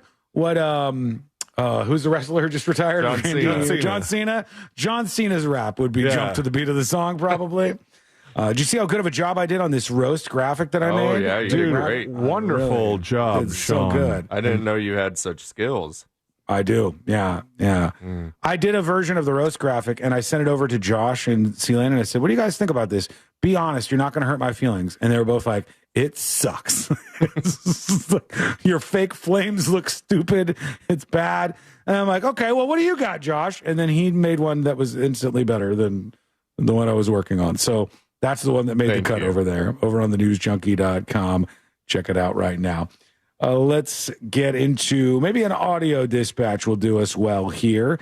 This is TD. Hello. Oh, Sean, ages and stages, buddy. I am going through the same vertigo kind of stuff I have been for the last few months. Look up BPPV. It's bilateral positional something vertigo. Can that really be it? And it can have to do with the crystals, and you can go to a physical therapist and they'll do a maneuver. I mean, people do them at home. I don't recommend that, but they can tilt your head in certain ways and try to move it. I've been doing the physical therapy route and acupuncture, and it all pretty much went away and then just came back this week. So my neurologist, because I too thought it was a brain tumor, the neurologist said it is the mother-in-law disease because it comes on really quick and it can last and stay for a long time. So anyways, We're growing up. We're getting old, buddy. Feel better. Well, See you. Bye. TD, that's better than the brain tumor I was thinking at first. I'll be at least happy that it's not a brain tumor, but I appreciate the information and I'll definitely check that out. There is a politician who has announced that he's running for governor in Florida. He's going to run for governor in the Sunshine State. Mm-hmm. And this guy said in his post, James Fishback said, I'm running for Florida governor to make the trains run on time, which a lot of people got mad at, and they said it was a Nazi thing. Huh? Yeah, like the Nazis said that we're going to make the trains run on time. And then they said that this was like an offensive commercial, but I haven't seen it yet. So. My name is James Fishback, and I'm running for Florida governor. I'm here in Shipley in the Panhandle on tracks that used to carry Amtrak's Sunset Limited. Yeah. It allowed families to get a train right here in rural parts of the Florida Panhandle and take it all the way down to Disney for Christmas or Miami for New Year's. Sadly, that train got canceled. It became the latest sign that politicians in Tallahassee, Democrat and sadly Republican, don't care about what happens here in the Florida Panhandle. All right. The whole Nazi thing aside, because that seems like a stretch. When I think about something like this, I go, how many politicians in the United States of America are going to try to make the train travel thing a thing here? I would love if we had train travel like they have in Europe and in Japan, various other places. I would love if we had those kind of options in the United States of America. Japan in particular has some pretty nice options. Japan! France, Germany, England, they have nice options, right? For train travel. It's fast as hell. It's nice. It's smooth. It's comfortable. It ain't going to happen in the United States. We failed. We should have done this a long time ago, but we haven't. So we're waiting for the next breakthrough. Eventually, there'll be like teleportation or something, and we'll go directly to that. In fact, they may be trying that out right now based on some of the stories that we've had on the show as of late, where the one guy said he was teleported immediately into the stolen vehicle. So that could be on the way. The trains thing ain't going to work. I'm running for Florida governor because I recognize that Florida is more than just Naples, Orlando, and Miami, that we have to look out for the dignity of our neighbors in the Panhandle. And I'll do that by making a generational investment in our public schools, creating 10,000 great-paying jobs for locals, and also bringing back the Amtrak. Bringing back the Amtrak, he says. What are you going to do? You going to vote for him? The Amtrak, I don't think, has gone away. I mean, maybe he's wants to bring back more Amtrak. Wants to bring it to the Panhandle. Let me tell you, sir, I love Florida. I love this state. I love this state. I probably won't live anywhere else. I love it. I love it. The Panhandle is Sucksville, USA. It is a long, boring drive. I think we should sell it. That's because you didn't stop anywhere. Just sell it to Alabama. States. Yeah, sell it to Alabama. They could use it. We don't need it. We're so long. I mean, Florida is so long. The state is ridiculous. You start in Miami and spend your time driving up to try to get into Georgia. How about starting Key West? Starting Key West. You know how long it takes to get from Key West to Georgia? 14 days. It takes 14 days to drive from Key West to Georgia. It is a feat. It is an unbelievable feat. So good luck to all involved. That James Fishback guy has had a couple other controversial moments. He aims to challenge Republican Congressman Byron Donalds, who's the guy who has President Trump's endorsement. Yep. And he made some controversial remark where he called him a slave, which is extra awkward because Byron Donalds is African American. Oh, boy. And he says, when asked about the controversy following his controversial remark about Donalds being a slave, Fishback responded, I called him that because he's a slave to corporate donors and to foreign interest. If Byron Donalds wants me to stop calling him that, he should return the $30 million he took from corporate PACs all across the country. Bro, come on. I mean, like, of all the things, you could say he's paid for. I mean, that still sounds kind of bad. You could say he's a shill.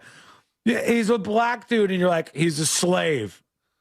That's and then that bad. lady on Facebook or Reddit or wherever just commented enslaved persons with an asterisk.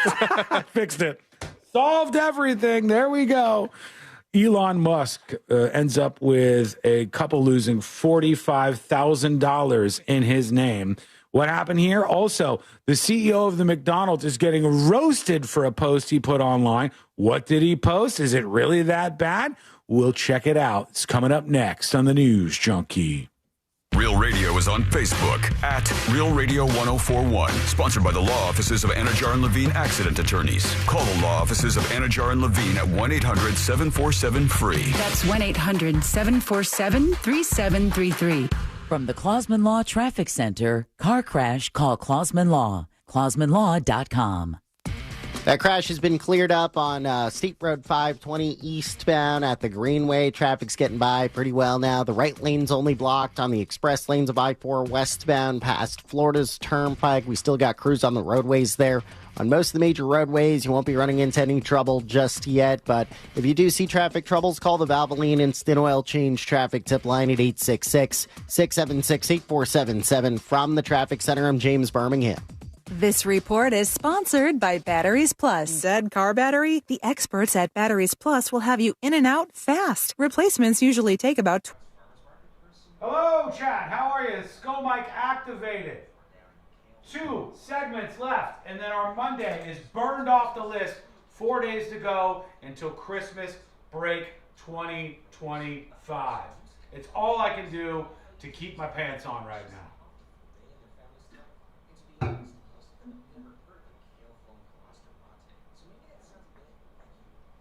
Just be thankful I'm keeping them on.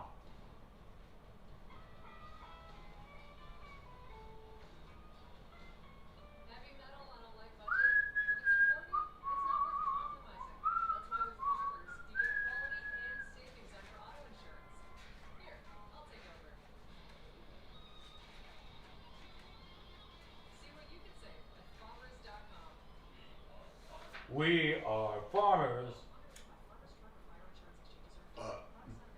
By the way, let me repeat. If you are a annual Secret Show subscriber, if you're annual audio only, you'll get the roast and other VODs in audio only. If you're an annual video and audio subscriber, you'll get it in video versions. And if you're having any problems accessing that, I'm working on a fix. But it looks like some of the legacy accounts, like if you signed up way back on day one, it looks like they're having a couple of issues. Until that gets fixed, if you want access to the roast and you have an annual account but it's not giving you access, email me, tips@thenewsjunkie.com, and I'll get you set up, okay? Anal subscribers? No. I have not added that level yet to the subscription model. That might be you, Dan.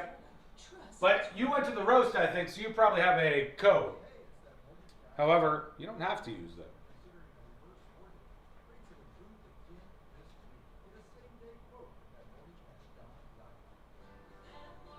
I don't often eat a processed pork product, but when I do, it's always a McRib. I'm going to say something here. I don't find it to be controversial at all. I think it's just true. McDonald's.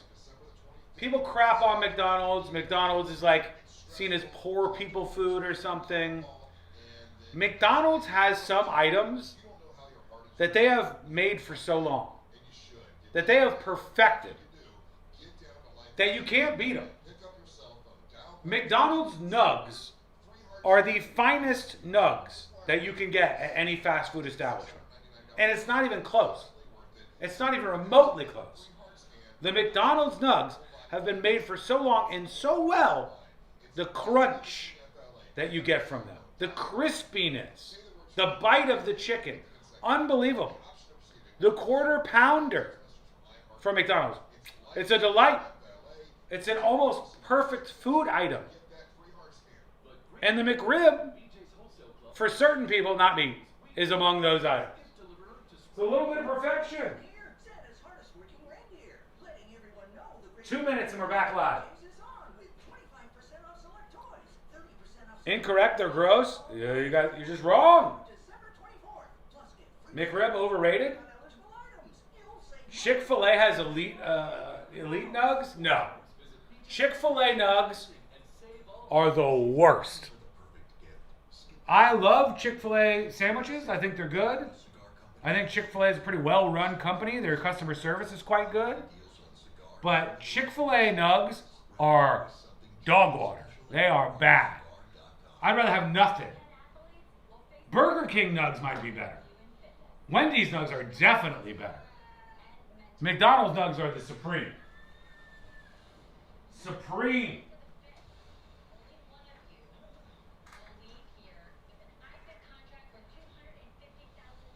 One minute, we're coming back.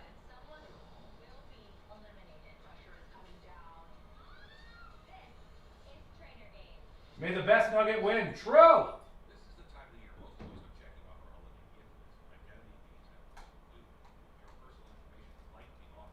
Here we go.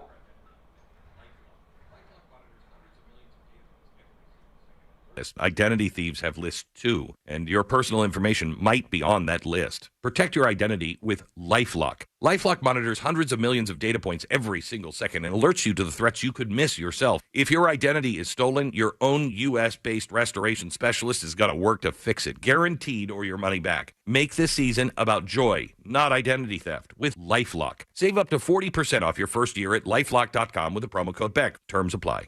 Keep the holiday soundtrack on everywhere. The snowman. Open the free iHeartRadio app and listen to Magic 107.7, Orlando's Christmas station. On the go, tap the holiday banner or just search holiday. And you'll see customized stations like iHeart Christmas Classics, iHeart Country Christmas, and tons of playlists to set the mood. You've got enough to do. Let us handle the music. Open the free iHeartRadio app now and start listening. Do you own a small business? A seismic shift is coming. It's time to get super sure.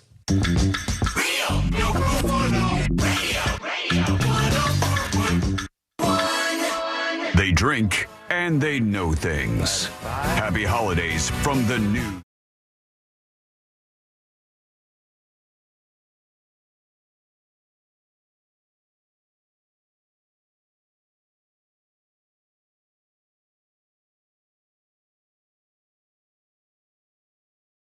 This here's the News Junkie. Thank you for listening on this station. We appreciate you. Honest to God, we love you.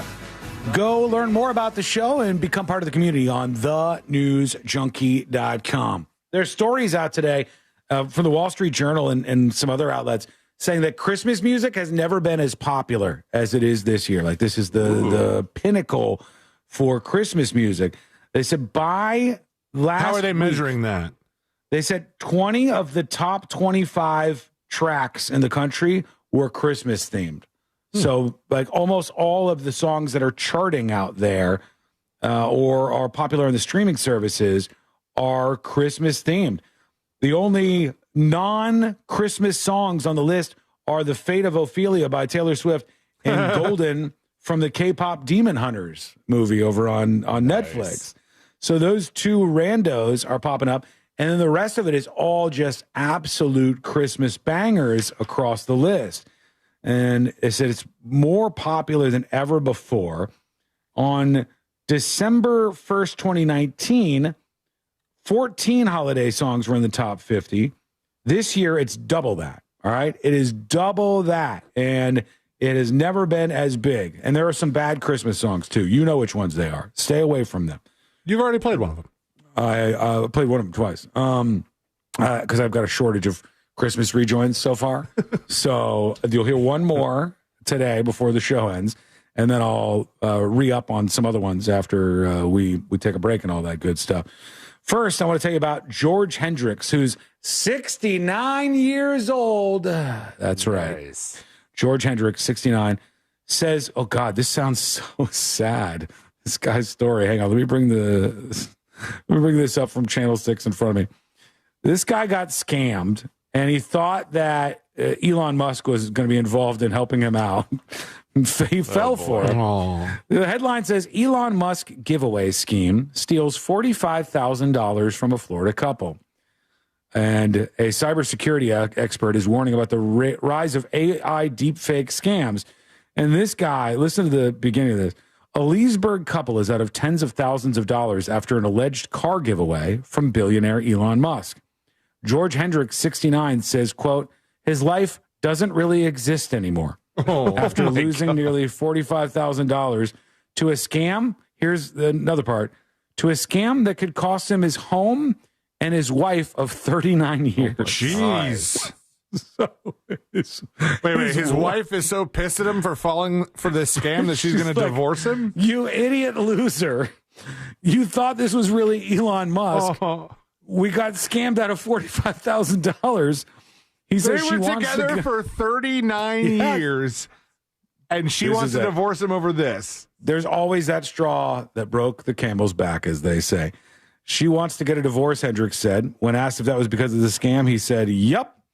The scheme started when Hendricks commented in an Elon Musk car giveaway group on Facebook, one of many such groups online. God. Oh, you got to be smarter than this, for God's sake. Elon Musk added legitimacy to this, he said. He then received a Facebook message congratulating him on winning $100,000 and a brand new car. The crooks asked him to switch over to WhatsApp, a free messaging app commonly used by criminals because of its private encrypted communication. He got a personalized video message, which he believed was from Elon Musk himself, promising delivery of the prize package. That is... However, he was told he had to pay $7,500 in cash to ship the car. So he said, well, I'm winning $100,000 in a car. I'll send $7,500 to get that car shipped. He took pictures of the cash and sent it off. Soon after, he was presented with some investment opportunities, promising returns of $120,000 on a $10,000 investment. He was a skeptic, though. What a smart guy. That's when he became skeptical. This all seems too good to be true. He blew through like 18 red flags on the way there. They said he then got another message from Elon Musk saying, I'd never take advantage of you or your funds. Trust me with your whole heart. God knows I have no bad intentions.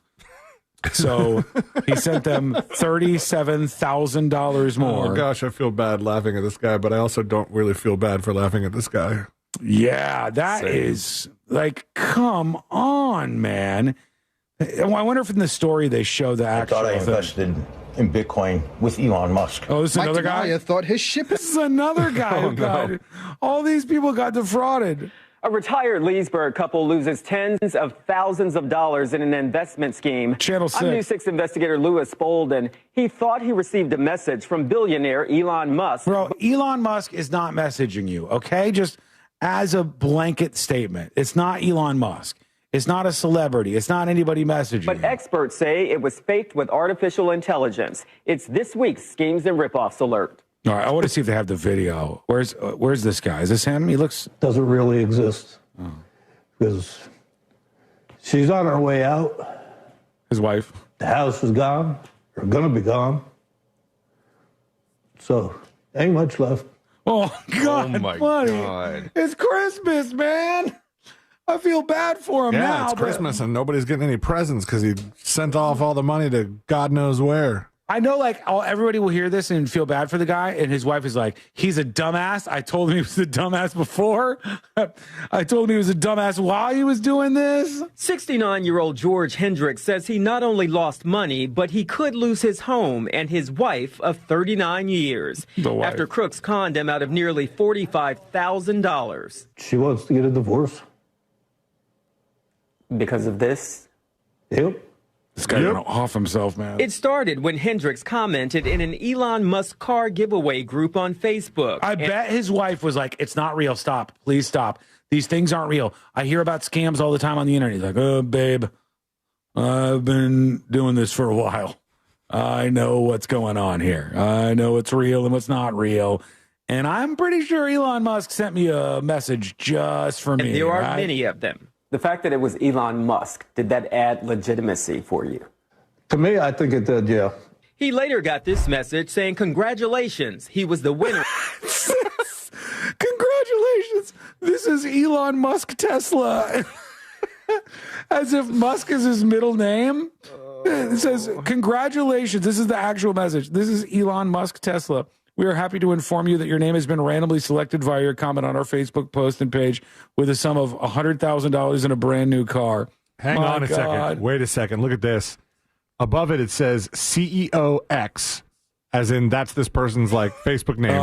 CEO X is replying to a comment that you made on a post in the group Class of 1975 Class Reunion. Oh, my God. So whoever was doing this was going after the oldos by trying to hit up the class reunion page, knowing that these people are at an age where they are on Facebook, but probably don't know everything. You know, probably a good mark. Like, if I was buying into this and I sent it to you guys, and I go, Josh, C-Lane, look, Elon Musk Tesla sent me this message. I got $100,000 in a brand new car. You guys will go, well, what are you doing? Obviously, this is fake right now. Or to would chat. we? And do you feel bad at all for this guy? Or is it like, how could you be so stupid? Your wife should divorce you. Let us know what you think for sure. Let me see what else we hear from this guy. $100,000 and a brand new car. I want to see the Elon Musk video. My good friend, Mr. George. I just want you to listen to what I'm telling you. Then came a personalized message from who Hendricks believed was Musk himself. I promise you that you're going to receive your package. But first, he would have to pay $7,500 to get the car shipped to him, and it had to be cash. Hendricks took pictures of the cash and shipped it off. But then he was presented with investment opportunities. If he invested $10,000, he could get back $120,000. When Hendricks said he was skeptical, he got another video. I'd never take advantage of you or your funds. Trust me with your whole heart. Oh, God, how did we get fooled by this? That's so embarrassing, man. I feel like there was a bunch of other reasons his wife wanted to leave him, and she finally had an excuse here. This was it. How do you look at this and go, this is the problem with AI, folks. This is the problem with AI. The oldos are going to get hoodwinked by these one after another after another. Anybody under the age of 50 would look at this and go, that's not Elon Musk, not even close. It's definitely AI. This is definitely a scam. I'm not giving any of my money. But this is a dude who I imagine lived a good life and was successful in some level to save up some money and stuff, and then gets caught up in this. Jesus. All right, let me know what you think about this. Send a dispatch over at thenewsjunkie.com. When we come back, we'll see the final entries for Rate My Blank, Rate My Christmas Decorations, our final edition for 2025. We'll pick our winner of that, give them the $80 gift card to Hammer and Nails, which is real nice for them to step up and do. And we've got the final dispatches, stories that didn't make the cut, and today I learned to wrap everything up for a Monday. That is coming up next on the News Junkie. The Jim Colbert Show. Out of context. I can't believe that you called me out for teabagging. All right, folks. It's time to say goodbye for our final Monday of 2025. It's time to say goodbye. And on this Monday, Creamy, our video guy, says goodbye to you as well. But it's time for you to rate the show. Rate the show at a 10 out of 10 is a real humdinger, a winner. If you rate the show 10 out of 10, it means put it in a wheelbarrow and bring it over to the News Junkie Hall of Fame and just drop it off. No notes, no nothing. If it's 1 out of 10, that means we are not only quiet quitting, we are loud quitting here today. It was a bad show, and we should never speak of it again. Rate the show. Neil says a 10. Cat Butterwell says 10 for the roast. 8 out of 10 fake Elon Musks. 9 out of 10 chili with beans farts. Jeez. Disgusting. 9.69. 8.8 decorations. 8 little lights not twinkling out of 10. 10 great cameramen out of 10. The last story made it a 10 plus blah, blah, blah, blah, so good. 7.8 gifted secret shows subs out of 10. You didn't play my video, rate my decoration, 7.5. I might still. 9.75, may you reach for 10 the rest of the week. 10 Christmas toys for lady out of 10. 10 out of 10 vertigo symptoms. Oh, about that, I got a doozy of a dispatch on the way out. I've got to get, today I learned, it's time now for our chatter of the day recommendations. Who do you think it should be?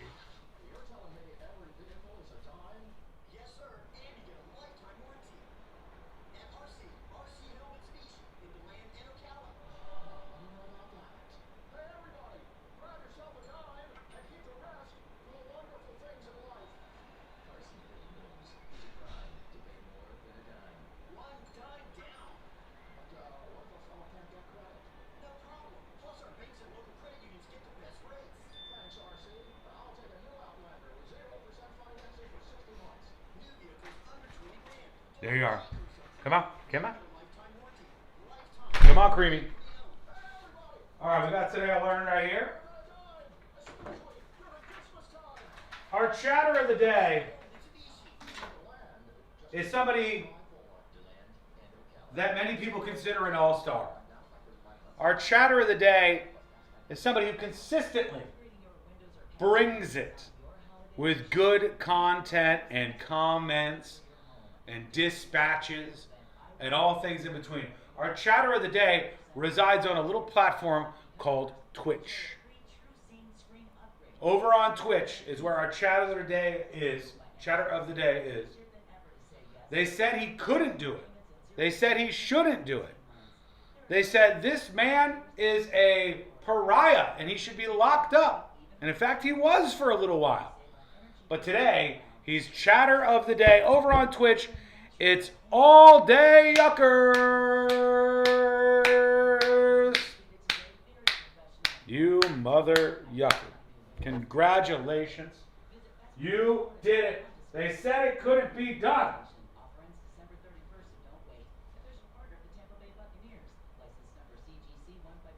They said it couldn't be done, Twitch.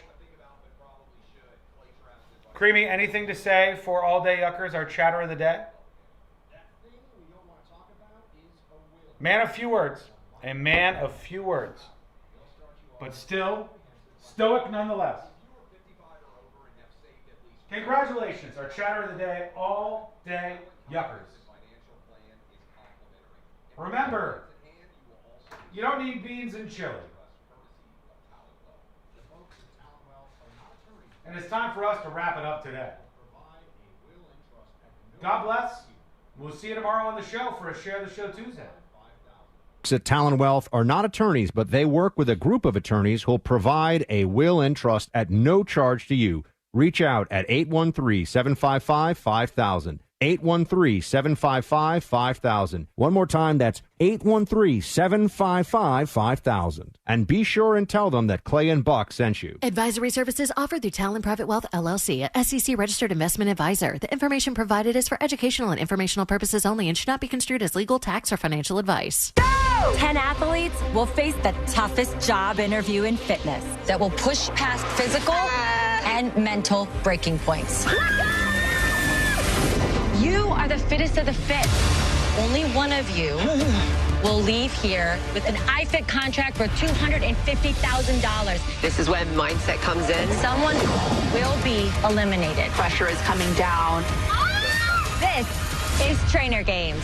Watch it on Prime Video starting January 8th. Looking for affordable blinds, shades, or shutters for your home? Don't hire an expensive pro. Check out Blindster.com, where we offer custom-made window coverings at guaranteed low prices with a team of pros ready to help you every step of the way. Blindster.com. If you want to buy or sell your home quickly, call Nick Lee. Download a free home buyer's guide at thenicklygroup.com.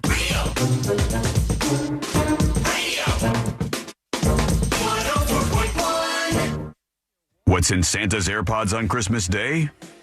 You guessed it, the new.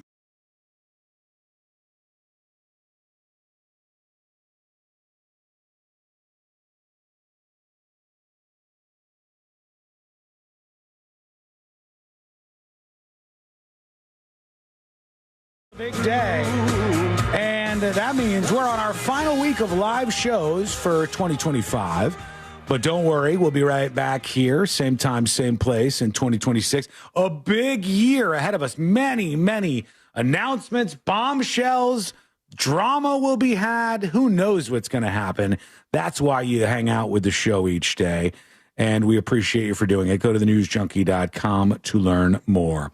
Well, barring any unforeseen incidents, this may be Josh Fowler's final appearance on the show of 2025. My God. At least live. Unbelievable. At least live. Ooh, I'm here in on best the show. Probably. Yeah. Nice. There's got to be at least one or so out there, right? I mean, or do we not have him in best of? No, I think we do. It's being weirdly quiet. Yeah, he's not saying anything. Yeah, you. I was the one that implied that you were on. Yeah, on but then segments. we're talking about it, and you're just like. See, Lane's like, well, you're not what we would call best of material, sir. Sorry, we just aren't doing. I'm that in worst right now. of. So, which we do. We run out of best of, and we have to run worst of at some point in time. So That'll get on too. All right, let's get to our Rate My Blanks, which is Rate My Blank this week is Rate My Christmas Decorations. Our prize is what again, C-Lane? We have an $80 gift card to Hammer and Nails, so you can get your premium grooming experience on. Or if you want to use it as a gift for the guy in your life that you don't quite know, maybe he buys all the things that he wants. You don't know what to shop for. Hammer and Nails is a really cool gift, a really elevated experience, and you get $80 for it. So there you go. Excellent. We got a lot of entries that came in for Rate My Blank today. And here is Cosidius saying, this is my Grinch and Gremlins tree. All right, okay. I like the Gremlins tree. Brought into it. I like the music. Yeah, the Gremlins are indeed a Christmas movie. Most people do not know that, but just in case you get into it with somebody over that. I like it because it's weird and it's different. Who's that, I Cosidius? do appreciate that. Yeah, it's Cosidius. And this is the Bacon Fist with their Christmas display. Right, these are all up on the newsjunkie.com. Ooh. This poor Santa. That's pretty cool, man. Getting sucked up into the ether by the aliens. That is cool. I like it. And see, there's the lights. There they are. All right, okay, I like it. It's good. And maybe one more entry, and then Celine, you'll decide who is the victor, who is the winner today, and Rate My Blank. The last one we'll squeeze in is, this is Gooch with best tree we could put up for a bunch of Ford techs. All right, it's a bit underwhelming.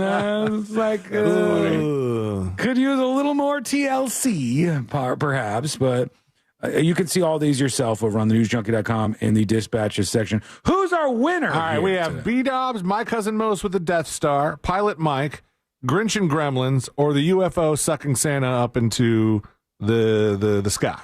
What's your vote, Josh? What do you think? Oh, God. Put this in your hands. Oh, God, I don't know. Can you come back to me? All right, I'm gonna who are you going? My vote's going in because it's cheesy and my wife would never let me do it, but the Death Star. I think so, too. The Death Star. What I was going to say. All right, My Cousin Mo! My Cousin Mo! Fine, Death Star. Rate My Blank.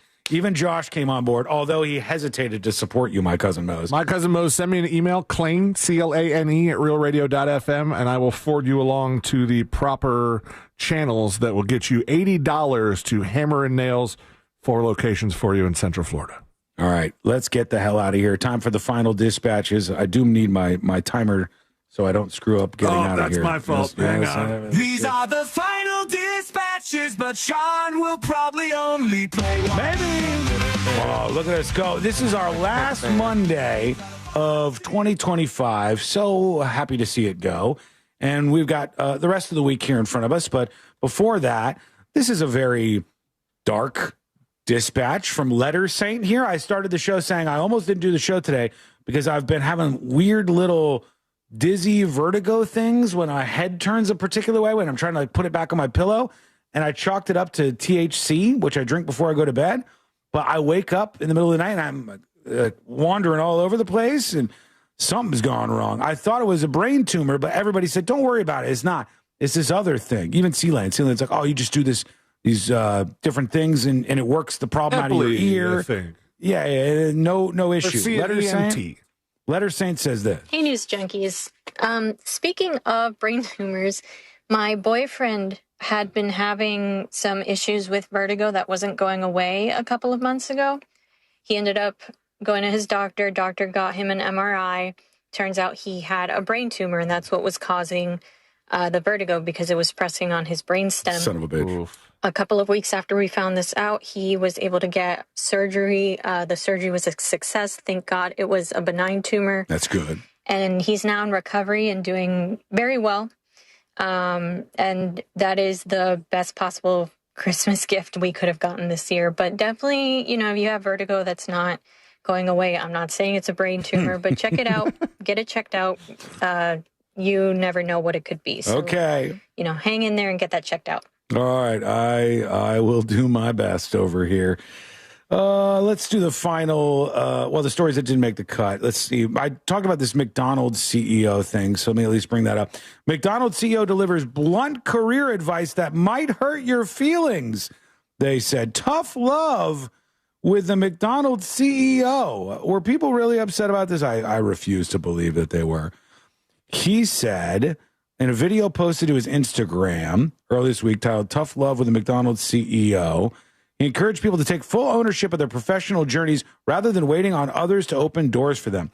I want to see the video, for God's sake. What the hell is going on here? Instagram, Chris. God, would you guys have known the CEO of McDonald's? No. This is one of the biggest companies in the United States. Chris Kempczynski. Didn't know him at all. Sounds like probably a billionaire who keeps his mouth shut. Yeah, it might be. Mostly. Here he is. Let's listen. Give you, if I Till wasn't now. afraid to hurt your feelings. You ready for it? Sure. Yes. Have a thick skin. The advice I would give is, remember, nobody cares about your career as much as you do. So True. this idea that there's somebody out there who's looking out for you, who's going to make sure that you get that opportunity, who puts you in the right thing, great if it happens, but at the end of the day, nobody cares more about Big if your true. career than you do. So you've got to own it. You've got to make things happen for yourself. This is the career advice I would give you, Chris. if I wasn't afraid to hurt your feelings. Oh, that's it? You ready for it? Yeah, that's it? Okay. I mean, he's right. That's not really... How would that hurt your feelings? Career advice that would hurt your feelings would be like, whatever you're doing right now is a pipe dream, and it ain't never going to work, and you're screwed. You very much suck at it. Yeah, You're terrible. You're a loser. You're a loser. He's a loser. And that brings me to Josh. Get out of here. Oh, no, we can't do that. Okay, By the I'm way, going. Josh killed it at the roast, folks. You got to see it. I played in the your roast set video. for Ashley over the weekend, and she very much enjoyed it. I'm glad. She's who I was playing for the most. If you're an annual subscriber to Secret Shows, you get access to this new video on demand feature, including the first video on demand, the first VOD, the roast of Sean Wasson. I think it'll make you laugh. I think you'll have a blast. It's about 90 minutes long. It's polished, professional. Go check it out. You can either purchase it on its own as video or audio and watch it on your TV, cast it to your TV if you want.